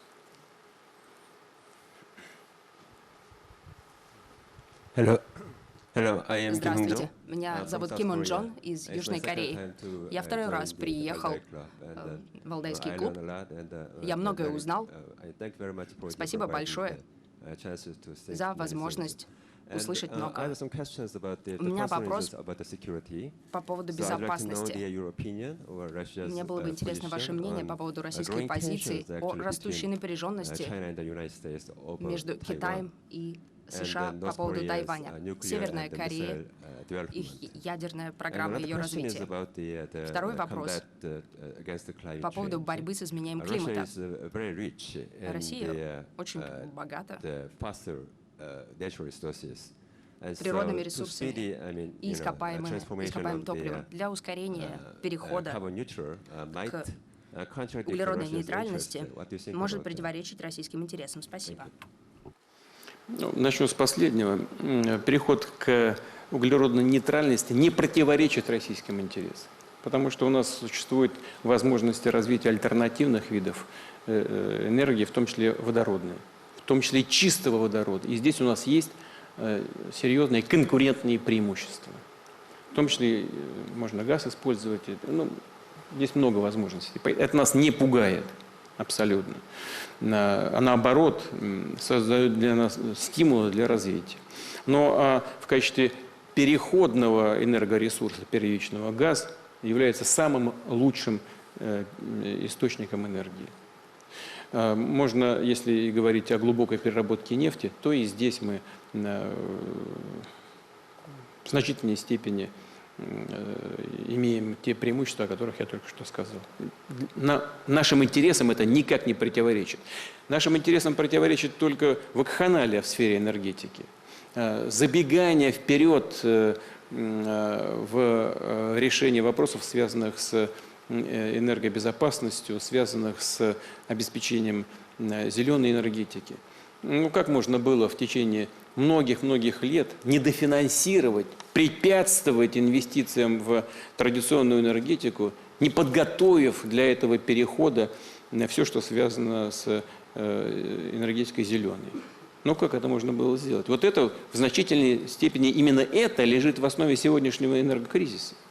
Ведь западные политики просто болтают языком для того, чтобы привлечь на свою сторону избирателей. Пугают сначала рядовых граждан возможными климатическими изменениями. Потом на базе этого страха начинают обещать то, что выполнить невозможно. Получают голоса избирателей, приходят к власти, а потом бум. А что сейчас происходит? Возврат к угольной генерации?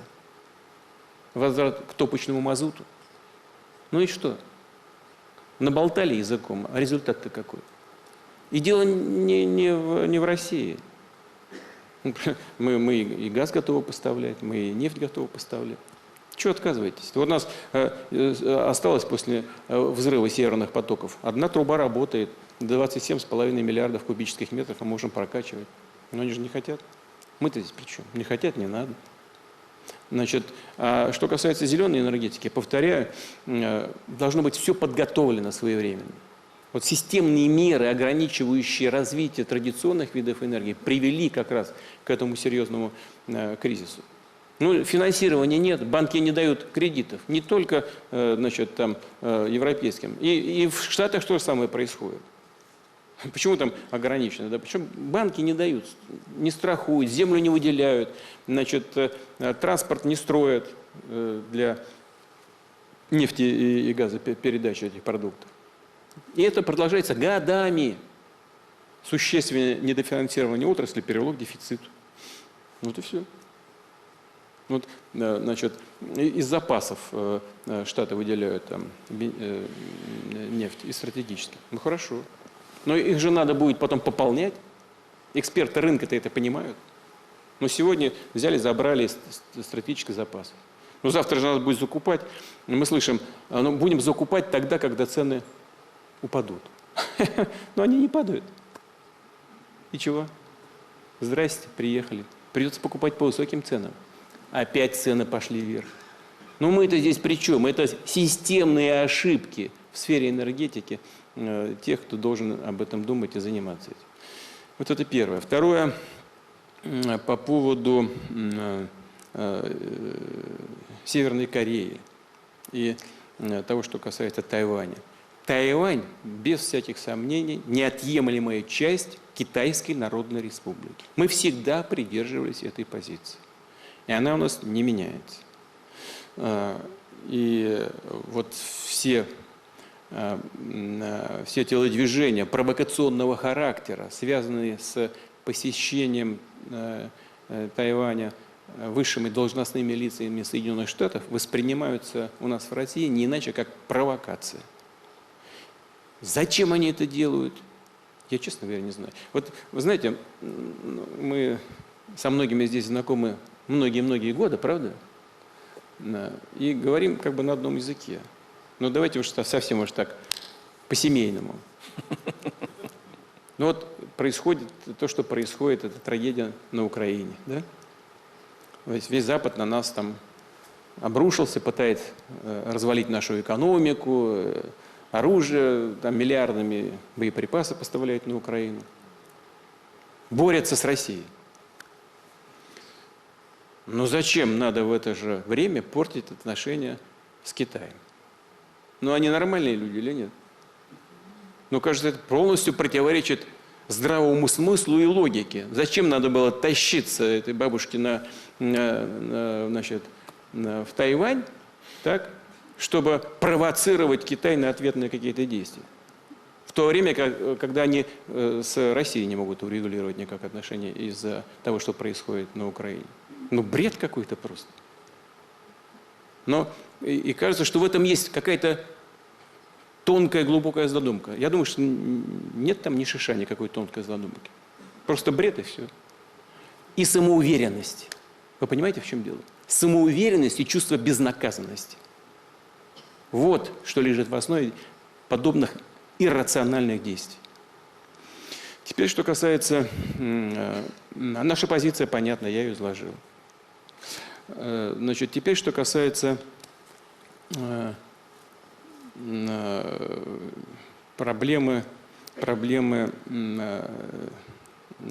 ядерной проблемы Корейской Народно-Демократической Республики. На мой взгляд, эта проблема тоже ведь, знаете, в чем лежит? В нежелании разговаривать. В абсолютно таком хамском отношении к интересам Северной Кореи. В том числе в сфере безопасности. Ведь практически обо всем договорились, был момент. И северокорейские лидеры согласились, по сути, с предложениями Соединенных Штатов, как урегулировать эту проблему, в том числе касающуюся ядерной составляющей. Нет, в последний момент американская сторона изменила свою позицию и заставила, по сути, северокорейское руководство отказаться от достигнутых договоренностей. Но Штаты же это сделали. Ввели там санкции дополнительные, начали что-то ограничивать в сфере финансов, банковской деятельности. Хотя была договоренность этого не делать. Зачем? Тоже не очень понятно.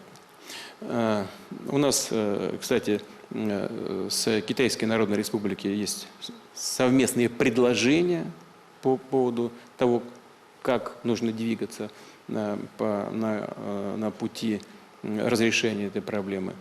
Эти предложения сформулированы в двух наших документах. Это всем хорошо известно. Мы будем придерживаться согласованной позиции. Кстати говоря, вот, что касается вопросов гуманитарного характера и подобных вопросов, здесь тоже нужно как бы понимать, в каком состоянии находится экономика Северной Кореи, каковы потребности рядовых граждан, и не закручивать гайки, а исходя из гуманитарных соображений решать определенные вопросы. Нам также известно, что у нас очень добрые отношения с Республикой Корея. И мы всегда имели возможность иметь диалог и с Республикой Корея, и с Корейской Народно-Демократической Республикой. Но сейчас нам известно, что Республика Корея приняла решение поставлять оружие и боеприпасы на Украину. Это будет разрушать наши отношения. А как бы Республика Корея отнеслась к тому, что мы возобновили бы сотрудничество с Северной Кореей по этому направлению? Вас бы это порадовало? Я прошу обратить на это внимание. Владимир Владимирович, раз уж вы сами сказали, что мы тут по-семейному. Да, значит, через Польшу.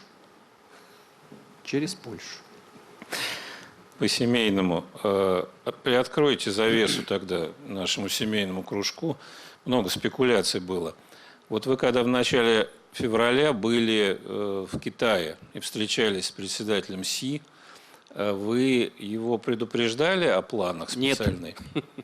Нет. А он потом не высказывал вам обиду, что не поделились по-дружески? Ну, вы знаете, это китайский лидер не такой человек, который высказывает обиды в отношении чего-либо. Это самодостаточный лидер мирового масштаба. А потом у нас нет такой необходимости в этом.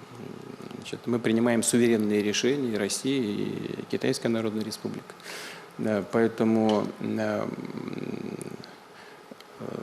Китай прекрасно видит, что значит для России стремление Запада продвинуть инфраструктуру блока НАТО к нашим границам, объективно оценивает эти ситуации. Так же, как и видит то, что происходило на Донбассе в последние 8 лет. Прекрасно в состоянии оценить последствия и причины государственного переворота на Украине в 2014 году. Конечно, Китайская Народная Республика, руководство Китая выступает за прагматичные, сбалансированные решения кризиса, который имеет место быть на Украине, мирным путем. И мы с уважением относимся к этой позиции. Так, ну тогда Нельсон Вонг, наверное, раз уж мы... Нельсон вот сидит.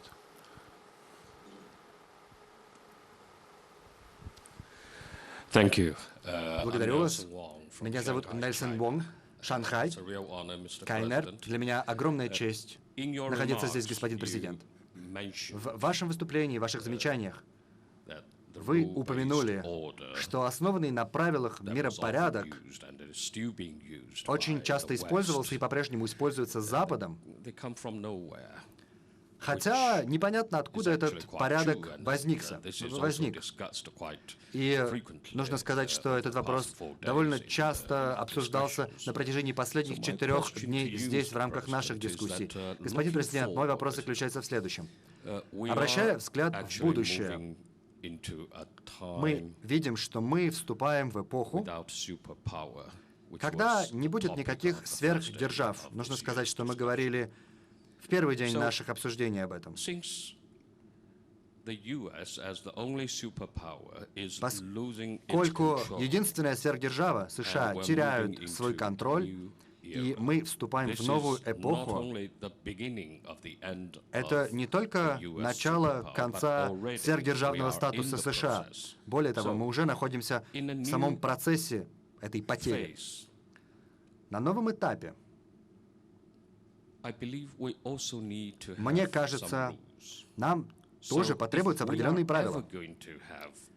Если мы хотим такие правила выработать, с вашей точки зрения, господин президент, какие правила были бы важнее всего? Понятное дело, что таких правил пока еще нет, но в порядке гипотезы. Какие принципы необходимо соблюдать, когда будут вырабатываться такие новые правила? Спасибо. Почему же таких правил нет? Они есть. Они заложены в устав Организации Объединенных Наций. И эти правила называются международное право. Нужно просто, чтобы все соблюдали и одинаково понимали эти правила.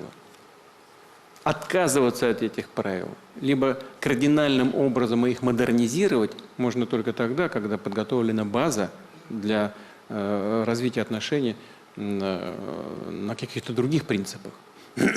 Устав Организации Объединенных Наций зафиксировал сложившееся соотношение сил после Второй мировой войны. И, конечно, мир капитальным образом меняется, изменился. Растут такие гиганты, как Китай, как Индия, как Индонезия, с большим количеством населения. В Африке такие страны огромные. Значит, возникают, развиваются по 200 миллионов населения человек. Вот. В Латинской Америке мир меняется. И, конечно, и нормы международного права должны следовать за этими изменениями и регулировать отношения между государствами в соответствии с тем балансом сил, который складывается в реальной жизни в мире. Вот. Но делать это надо спокойно, не спеша, по понятным принципам, значит, а не кем-то выдуманным правилам. Я же вот говорил в выступлении. Да и кто читал-то этих правил-то? Говорят о каких-то правилах. Каких правилах? Где они написаны? Кто согласовал? Ну, чушь какая-то просто. Для идиотов, что ли, это все говорится? На какую-то широкую публику, людей, которые даже и читать-то как следует не умеют. Какие правила-то? Кто с ними работал? Ну, бредятина просто, и все. Нет, это долдонят, как у нас в народе говорят, бесконечно, и все. Значит, а тем, кто не соблюдает, против них будем вводить какие-то там ограничения и санкции. С Китаем ведут там торговую войну и так далее в связи с этим. Указывают на то, что Китай должен делать в отдельных своих провинциях, регулировать, как там должен отношения, на соблюдение прав человека. Это инструменты в борьбе с Китайской Народной Республикой. Причем инструменты недобросовестной конкуренции. Вот это что такое. боятся растущей мощи Китая. И вот из-за этого все происходит. Вот выискивают там и права человека, там и отдельные регионы Китая, значит, ставятся под раздачу этих, значит, решений текущих вопросов экономического и политического характера. Только в этом, смысл только в этом. Борьба с Китаем как с растущим конкурентом. И придумываются всякие инструменты. Что может лежать в основе? Соблюдение интересов, открытость и общие правила, единообразно понимаемые и применяемые всеми участниками международного общения. Нужно вот этого баланса интересов достичь, восстановить его, этот баланс интересов, и следовать этим нормам. Но делать это, мне кажется, нужно публично, а не закулисно, не в интересах одной страны либо группы стран, а в интересах всего международного сообщества. Владимир Владимирович, не уходя от Китая и немножко к предыдущему вопросу по поводу энергетики, зеленой и прочей. Ну, понятно, что европейский рынок энергетический, видимо, в ближайшие годы закроется для нас совсем. Ну, есть такая вероятность. Мы готовы быстро построить инфраструктуру для азиатских рынков. Ну, вы знаете, мы же это делали не исходя из сегодняшней конъюнктуры. Мы делали это давно. Ну, «Сила Сибири» же построена не в связи с событиями на Украине. Она строилась потому, что мы отдавали себе отчет в том, что потребности наших друзей в Китае в энергетике растут, а у нас есть возможности эти потребности удовлетворить. Мы ведем переговоры и с Индией о различных способах доставки наших энергоресурсов на индийский рынок, с другими странами. Мы будем продолжать сжижение природного газа. Наше участие на мировых рынках СПГ, они пока скромными являются, но растут постоянно. Мы будем это делать дальше. Мы будем развивать это направление. Повторю, даже не в связи с ограничениями сегодняшнего дня, а потому что таковы тенденции развития мировой экономики. Ну, китайская экономика по паритету покупательной способности стала больше американской. Но это же факт. И потребности растут. Ну, почему же нам, тем более наши друзья, соседи, у нас замечательные отношения, общая граница, чего же нам туда не поставлять-то? Так же, как в другие азиатские страны. И мы делали это и будем это делать. То сейчас фактически мы уже договорились о новой системе через Монголию. И Монголия заинтересована, и Китай. И, значит, мы будем пускать наших друзей и партнеров в добычные наши ресурсы. Почему нет-то? Так как мы это делали с европейцами, с американцами, но они предпочитают уходить там, с нашего рынка, ну, флагом в руки, пускай двигаются куда хотят, в любую сторону. Но это для них хорошо или нет? Я думаю, что на самом деле плохо, но это уходит с потерями причем. Кто хочет, пускай заходит. Но мы открыты для сотрудничества. И этот процесс будет продолжаться. Готовы мы к этому или нет? Да мы давно к этому готовимся, уже много лет. И будем продолжать этот процесс дальше. Я здесь не вижу вообще никаких непреодолимых препятствий, никаких таких вопросов, которые мы не смогли бы решить. Все будет решено. Так, коллеги. Так, вот там сзади я не вижу кто, две руки. Вот, да, самая высокая рука. Понятно. Алексей Дермант, Минск, Беларусь. Прежде чем задам свой вопрос, Владимир Владимирович, хотел бы передать слова поддержки от многих-многих белорусов. Я встречаюсь с ними часто на дискуссионных площадках, где мы обсуждаем в том числе Украину, события. Поэтому лично вам и России, которая ведет борьбу с нацизмом на Украине, горячая самая поддержка от граждан моей страны. Но вопрос я хотел бы задать следующий. Вот в связи с тем, что Запад, по сути, строит самые настоящие стены, устраивает блокаду, санкционное давление на Республику Беларусь и на Россию. В связи с этим очень большое значение сейчас приобретает коридор север-юг в логистическом, финансовом значении. И, конечно, важно его сейчас наполнять вот конкретными проектами, которые включают и Россию, и Беларусь. Но не кажется ли вам, что вот с ростом развития Азии, Востока в целом, нам нужно не только развивать инфраструктуру материальную, но и обратить внимание на культурно-гуманитарный аспект, чтобы у нас со странами Востока совпадали идеи, ценности и определенные взгляды на мир? Спасибо. Вы правы, но мы так и делаем. И даже не потому, что кто-то строит стену со стороны Запада.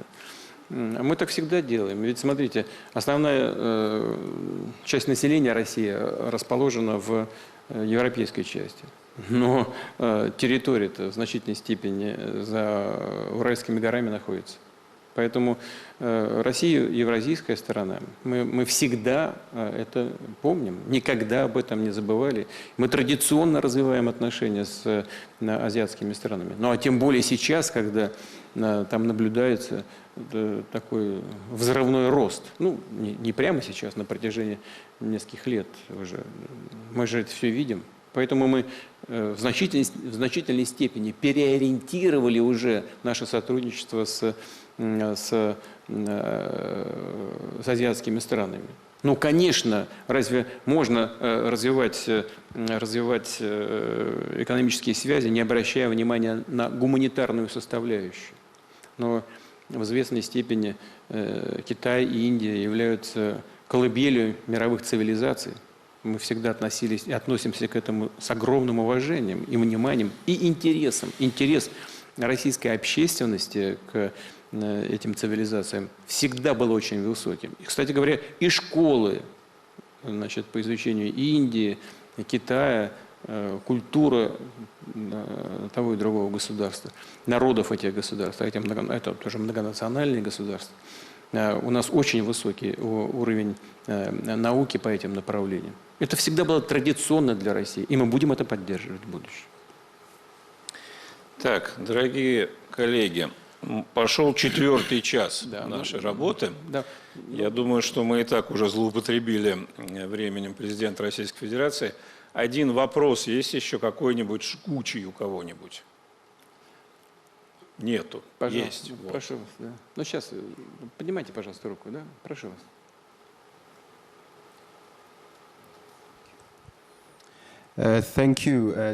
Спасибо. Пиланим Тембу из ЮАР, Институт глобального диалога. Господин президент, вы сказали, что Запад не способен в одностороннем порядке руководить всем человечеством, и что нам нужно построить симфонию человеческой цивилизации. Мне было бы интересно, чтобы вы более подробно рассказали о своих мыслях. Если мы хотим построить многополярный миропорядок, важность регионального сотрудничества как способа поддержания и строительства этих кирпичиков многополярности. И еще несколько слов с точки зрения российского взаимодействия с Африкой, в частности, связано с саммитом Россия-Африка. Спасибо. У нас очень добрые, традиционные, хорошие отношения с Африкой в целом, в том числе и с Южноафриканской Республикой. Еще со времен, как вы знаете, борьбы Африки за свою независимость, со времен борьбы с колониализмом. Вот эти абсолютно уникальные отношения сложились за те годы, когда Советский Союз, Россия поддерживала африканские государства в их борьбе за свою свободу. И вот этот фундамент наших отношений, сложившихся в прежние десятилетия, он, конечно, должен быть использован в новых условиях для развития многосторонних отношений с африканскими государствами и сегодня, в том числе и с Южноафриканской Республикой, которая является, как известно, очень активным и действенным нашим партнером и в рамках БРИКС. Мы дорожим этим, мы знаем возможности Южноафриканской Республики, мы знаем возможности и уверены в будущем африканского континента. и, безусловно, будем развивать наши отношения с африканскими странами. Причем с теми, с которыми у нас традиционные отношения сложились на протяжении прежних десятилетий, и с теми, с которыми они только складываются сейчас. Но что касается сути вашего вопроса и первой его части, ну, я, в принципе, мне кажется, ответил. Вряд ли смогу вот прямо в коротком ответе детализировать свою позицию, но нужно найти баланс интересов. Это невозможно сделать в условиях гегемонии или попытки сохранить гегемонию одной страны либо группы стран в отношении всего остального человечества. И этим гегемонам придется считаться с этими законными требованиями подавляющего большинства участников международного общения. И не на словах, а на деле. Ведь что происходит? На словах все за равенство, за попытку, за поддержку африканских стран, скажем, и так далее. На словах все звучит красиво. А на практике что происходит? Ведь какие инструменты используются сегодня? Скажем, инструмент того же доллара, либо других валют, скажем, евро. Вот что происходит в практической жизни? Значит, 5,9 триллиона долларов напечатали за последние 2 года, и 2,9 триллиона евро напечатали. Куда делись эти деньги? Они пошли на скупку товаров на мировых рынках. И Соединенные Штаты из импортера продовольствия стали покупать с мировых рынков продовольствия больше, чем продавать на мировые рынки. Начали скупать продовольствие за счет того, что печатный станок-то у них. Вот к чему ведет финансовая монополия. Сразу возник дефицит. Мало того, что был неурожай в предыдущем году, да? Возник и пандемия, сокращение производства. Денег напечатали в борьбе с пандемией, выбросили своему населению. Началась скупка продовольствия. Цены пошли вверх, а страдает кто? Прежде всего страны Африки, ну и отчасти Латинской Америки, Азии.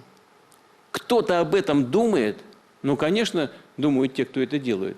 Плевать они хотели на эти последствия. Они решают свои интересы, не думая о тех последствиях, которые наступают для тех же африканских стран. А то же самое происходит по другой части продовольственного рынка, связанного с удобрениями.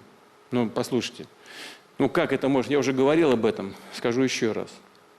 Но как можно было принять решение о том, чтобы снять ограничения и запреты на российские удобрения в Европе, а потом выпустить разъяснение, что эти ограничения сняты только для стран Евросоюза? Ну они что, совсем с ума сошли, что ли? Но они же письменно выпустили это разъяснение. Ну как это можно себе представить? Но они же делают это. Без стеснения, без всего. Это что, соблюдение баланса интересов, что ли? Вот мы уже много раз сказали, у нас 300 тысяч тонн удобрений арестовано в европейских портах лежит. Наши компании бесплатно готовы отдать, но не отдают. В том числе африканские страны. Меня некоторые лидеры африканских стран спросили, а где конкретно можете? Я думаю, что я там попросил помощников, чтобы они разослали, где и сколько находят. 300 тысяч тонн. Это миллионы долларов там. Но отдайте беднейшим странам. Они нуждаются в этом. Нет, не отпускают. Это что, соблюдение баланса интересов? Ну, хотите бороться с Россией, флаг вам в руки, боритесь. Не хотите, чтобы мы получали дополнительный доход? Но мы же бесплатно отдаем. Дохода нет никакого. Отдайте развивающимся странам. Ваши действия способствуют только тому, что цены растут. Зачем вы это делаете? Ну, значит, заинтересованы в этом в чем-то. Зачем? Это что, баланс интересов? Как добиться того, чтобы отношения значит, были стабильными? Надо добиваться этого баланса. Надо действовать в рамках тех норм, которые мы называем нормами международного права. Надо их согласовывать, так, и придерживаться. В том числе в финансовой сфере, создавать независимые системы международных расчетов, о которых я говорил. Ну, вот я конкретный пример привел, к чему ведет бесконечная эмиссия, неограниченная эмиссия основных валют. она же имеет практические последствия, в том числе и прежде всего для развивающихся стран.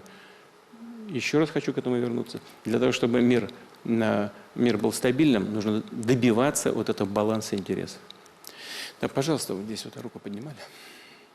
Пожалуйста, пожалуйста. Так. Ну дайте, пожалуйста, микрофон. Наталья, Кто? да? Кто там поднимал? Да, пожалуйста, Да, пожалуйста. Наталья Цейзер. Ага. Господин президент, два небольших вопроса. На Наталью не похоже, конечно. Как вы думаете, пришло ли время для более глубокой интеграции на пространстве бывшего Советского Союза? И второй вопрос. Какое ваше послание обычным гражданам западных стран? Если бы перед вами был гражданин Запада, что бы вы ему сказали? Во-первых, что касается интеграции, это вопрос очень тонкий. И здесь тоже мы должны добиваться именно того, о чем я говорил, применительно ко всему миру. Нужно добиваться баланса интересов. И делать это нужно профессионально, без всякой спешки. И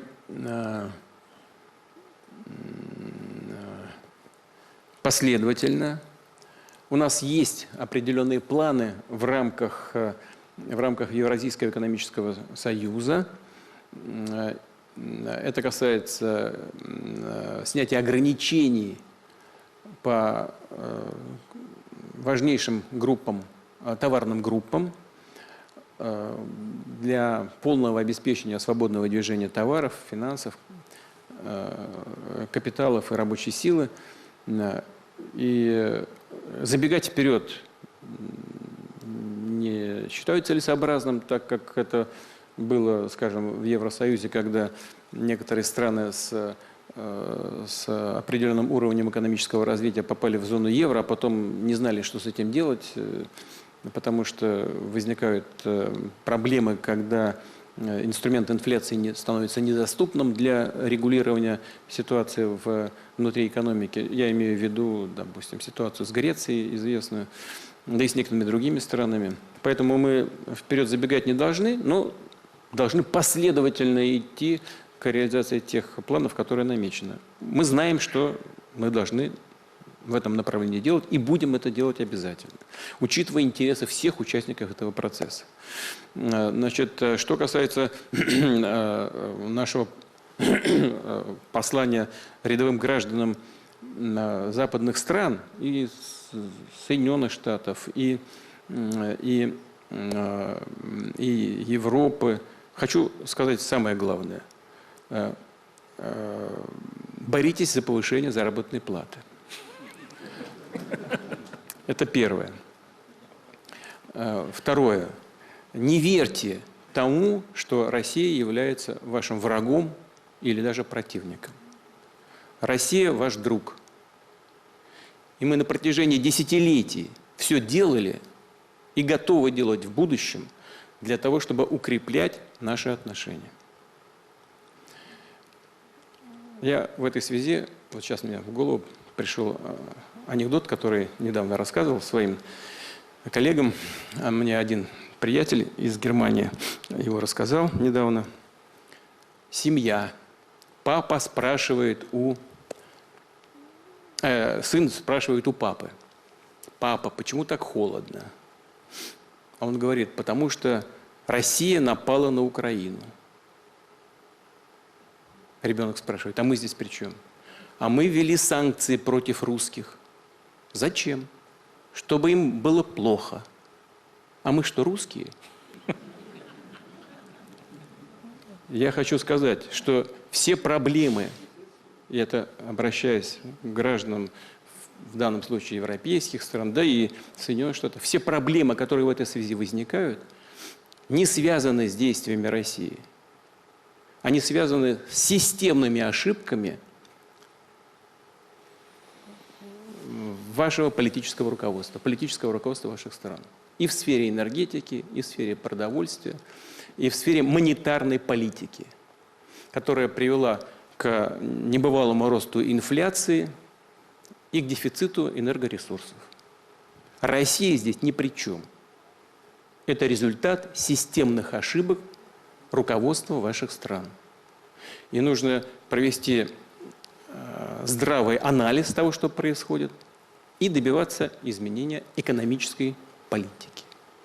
Что касается политики на международной политике, то, конечно, это всегда решение суверенных государств, но оно должно быть, безусловно, основано на мнении избирателей, рядовых граждан той или иной стороны. Но рядовые граждане должны знать, я закончу тем, с чего начал, Россия не враг и никогда не имела никаких злобных намерений в отношении европейских государств и Соединенных Штатов. И мы знаем, что у нас, в России, там очень много друзей.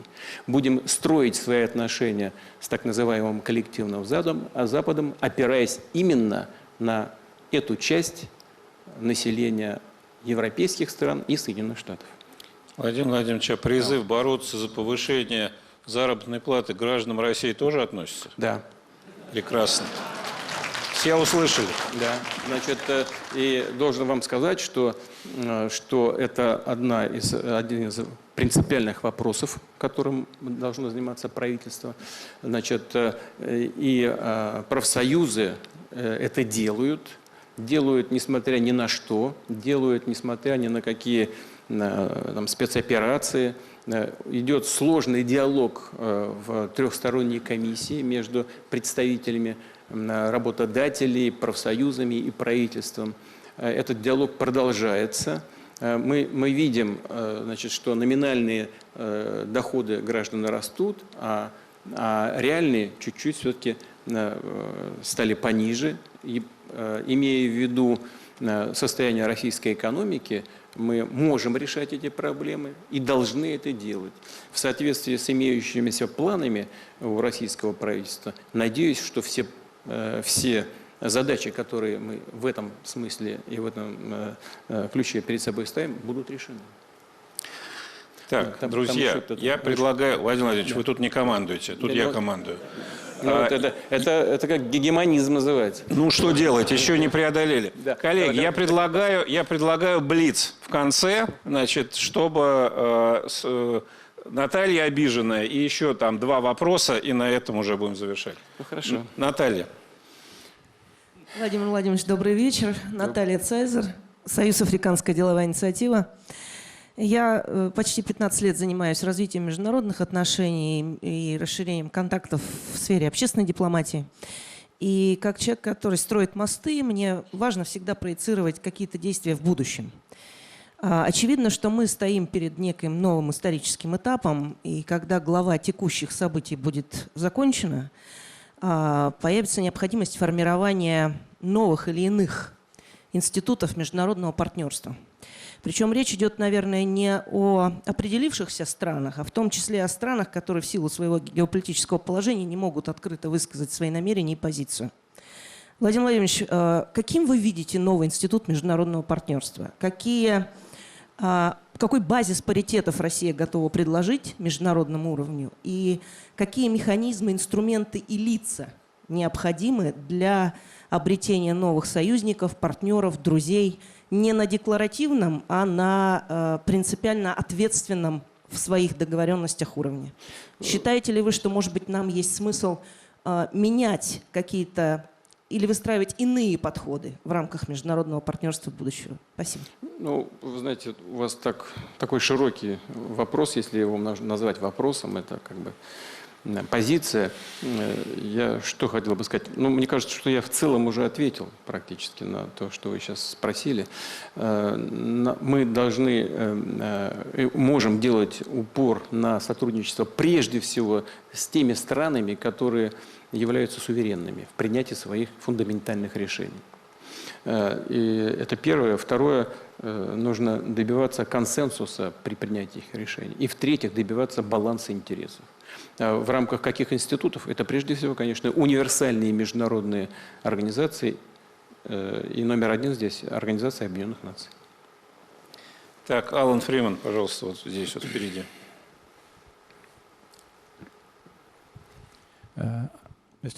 Господин президент, я приехал из Канады, страна НАТО.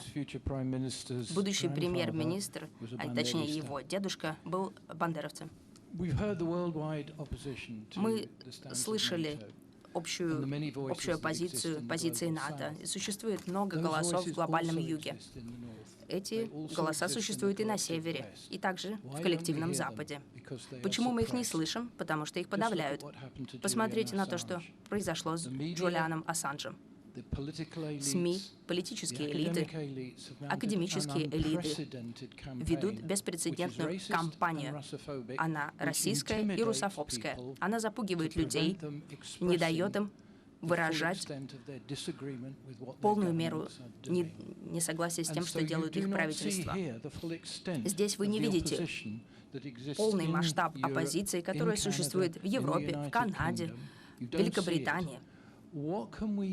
Здесь вы его не видите. Что мы можем сделать для того, чтобы построить отношения между теми, кто на коллективном Западе борется с тем, что делают их правительства, и те, кто поддерживает то, что происходит на глобальном юге и в России, для храбрых действий России на глобальной арене?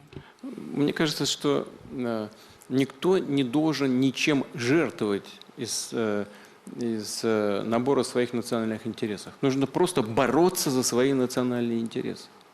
И мы будем работать с вами в унисон. Мы, конечно, не погружены там в детали внутриполитической борьбы в странах коллективного Запада, о чем вы сказали. Мы не занимаемся такой работой вы знаете, наверное, лучше, чем я, с какой-то практически почти на уровне спецслужб работой с оппозицией. У нас могут быть, как делает Запад в отношении нас и в отношении нашей оппозиции. Значит, мы же знаем, там сотни миллионов, если не миллиарды долларов тратятся на поддержку оппозиции, причем по всем направлениям, разными каналами, уже что только не придумывают для того, чтобы как-то финансовые ресурсы направлять в Россию для этих целей. Не успеваем даже следить за этим. Но мы этого ничего не делаем. Но мы рассчитываем на то, и я вот об этом много раз сегодня говорил, по-моему, даже в своем выступлении, что сама наша позиция по фундаментальным вопросам развития международных отношений и просто развития обществ, она является привлекательной для большого количества людей, не только в мире в целом, но и в западных странах. Я только что ведь об этом сказал. Мы знаем, что у нас там очень много сторонников. И опираясь именно на этих сторонников, будем строить отношения со странами так называемого коллективного Запада. Со своей стороны могу только пожелать вам успехов в борьбе за ваши национальные интересы. Этого будет достаточно для того, чтобы сложились добрые отношения с Россией. Так, ну что ж, я думаю... Да, все-таки давайте последнее слово будет за мной, и я попрошу поднять руку любого из присутствующих, и я отвечу на ваш вопрос. Да, пожалуйста. Габар Штир тогда, вот, пожалуйста.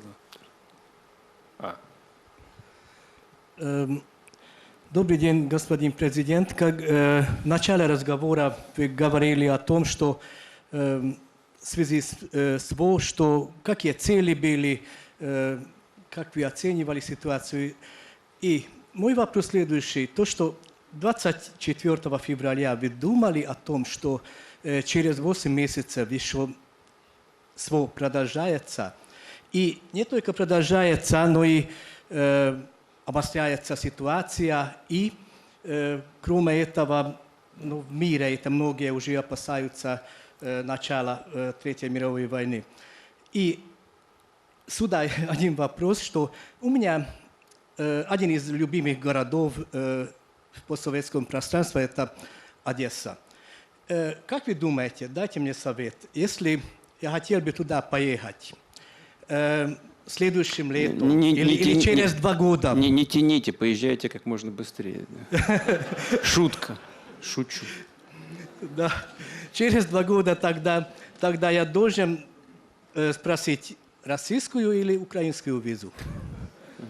Вы знаете, Одесса действительно один из красивейших городов мира. Как известно, Одесса была основана Екатериной II. Но даже крайние националисты, по-моему, не решаются снести памятник основательнице города. Одесса может быть и яблоком раздора, и символом разрешения конфликтов, и символом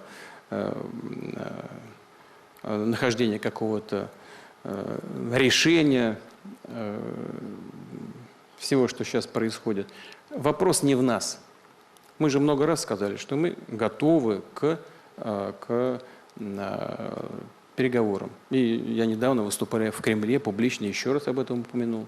Но руководители киевского режима приняли решение не продолжать переговоров с Российской Федерацией. Вот те, кто, а таких немало, правда, решающее слово за теми, кто реализует эту политику в Вашингтоне, очень просто решить эту проблему, дать соответствующий сигнал в Киев, что они должны поменять свою позицию и стремиться к тому, чтобы решать эти проблемы мирным путем. Вот и все. А что касается вашей возможной поездки в Одессу, то если без всяких шуток и шуточек, то я вам рекомендую это сделать. Это очень действительно хороший, красивый город с замечательными традициями, историей.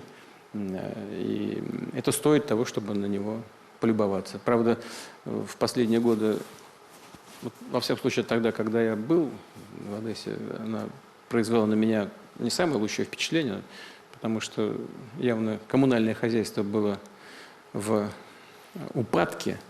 Это было видно даже по фасадам зданий, хотя в центре вроде ничего пока еще сохранялось. Да, чуть в сторону, там уже все выглядело не так презентабельно. Но Одесса стоит того, чтобы на нее посмотреть. Вот давайте завершающий. Ну, пожалуйста. Да, ну пожалуйста. Вот тогда Карлос Рон, все-таки Венесуэла, как без нее? Венесуэла? Да. Ну, хотелось бы, там, чтобы российские закончили. Ну, давайте. Российские? Да. Mr. President, well, greetings from Venezuela. Президент, привет от Венесуэлы, от вашего друга, президента Николаса Мадуро. В настоящий момент около 30% находятся под какими-то незаконными санкциями со стороны США. Вы сказали о важности защиты принципов, которые закреплены в Уставе ООН. В прошлом месяце группа друзей Устава ООН собралась в Нью-Йорке. Один из вопросов, который был поднят на встрече, заключался в следующем. Каким образом внести вклад в создание зоны, свободной от незаконных санкций, где можно было бы вести бизнес, дела, не опасаясь таких санкций? Как вы считаете, что Россия могла бы сделать для того, чтобы создать такое пространство? И как вы считаете, это могло бы произойти? Может быть, у вас есть еще какое-то послание для народа? Россия, противодействуя тем санкциям, которые были введены в отношении нее, она и создает, собственно говоря, в известном смысле пространство свободы для того, чтобы можно было не бояться санкционного давления и свободно развивать экономические связи между самыми разными регионами мира и самыми разными странами. Здесь не нужно каких-то специальных решений. Просто вот сам пример того, что происходит, мне кажется, он является показательным. Вот сейчас коллега там спрашивал, какие мы сигналы готовы послать гражданам европейских, вообще западных стран. Я об этом сказал. Но сказал также об ошибках, которые были допущены политическим руководством западных стран в сфере глобальной экономики, в финансовой сфере, в энергетической, продовольственной. Но вот одно из подтверждений. Против Венесуэлы ввели санкции. Она же один из самых крупных производителей нефти была до недавнего времени. Против Ирана ввели санкции, против России ввели санкции. Значит, сейчас угрожают санкциями Саудовской Аравии, хотят ввести ограничения по ценам на российскую нефть и газ. Но на каждом шагу совершают ошибку, которая ведет к тяжелейшим последствиям для самих стран, которые вводят эти санкции. Это просто один из примеров. А потом ищут виноватых. Но сами все своими руками делают, а потом ищут виноватых. Значит, но, тем не менее, Венесуэла развивается. Есть большие проблемы, мы знаем об этом, но Венесуэла их преодолевает. Вот в отношении России ввели эти санкции, ожидали полного обвала российской экономики. Здесь уже в начале нашей встречи сегодня мы об этом говорили. Но этого блицкрига не состоялось против российской экономики. Что происходит? Вот смотрите, значит, инфляция у нас по году будет 12%. Ну, примерно. И она имеет тенденцию к понижению. В первом квартале следующего года, по оценкам наших экспертов, она где-то будет в районе 5%. В странах Евросоюза с развитой экономикой 17%, вот в Нидерландах, в некоторых 21-23%, в 2 раза больше, чем у нас. Безработица 3,8%. Она меньше стала, безработица, чем в допандемийный период, была 4,7%. Значит, дефицит бюджета у нас, значит, в следующем году 2%, потом 1,4%, а еще через год 0,7%. То практически во всех странах еврозоны он выше. Государственный долг принципиально ниже, чем в еврозоне, либо в Штатах, либо в Британии. Значит, спад экономики у нас будет в этом году. Примерно 2,9-2,8% будет. Да? Но промышленное производство, обработка примерно на прежнем уровне остается. Стройка, строительный сектор вырос более чем 5%, 5,1% за 8 месяцев текущего года. Значит, сельское хозяйство выросло в 2 раза. И тенденция нарастает. Значит, у нас увеличивается объем кредитования и корпоративного сектора, и сектора потребления. Пошел рост кредитования. Да, мы видели некоторые вопросы, связанные с оттоком денежной массы из банков, связанные с известными событиями. Деньги начали возвращаться назад. И правильно граждане делают, потому что чем держать под подушкой и терять деньги на инфляции, лучше иметь хоть какой-то процент в банке. Это совершенно очевидно. Устойчивость банковской системы у нас надежная. Высокая устойчивость банковской системы. Повторяю, кредитование растет. Но вот вы меня спросили, а что Россия может сделать для того, чтобы создавать условия для того, чтобы жить вне зависимости от этих санкций и устойчиво развиваться. Мне кажется, пример неплохой. Но и нужно объединять усилия всех, кто в этом заинтересован.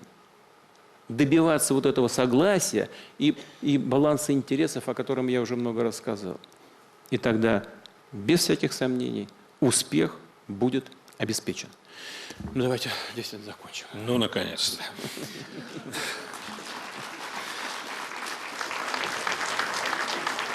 Владимир Владимирович, мы, как я начал с того, что мы с большим нетерпением вас ждали, мне кажется, что мы уйдем крайне удовлетворенные и будем размышлять долго.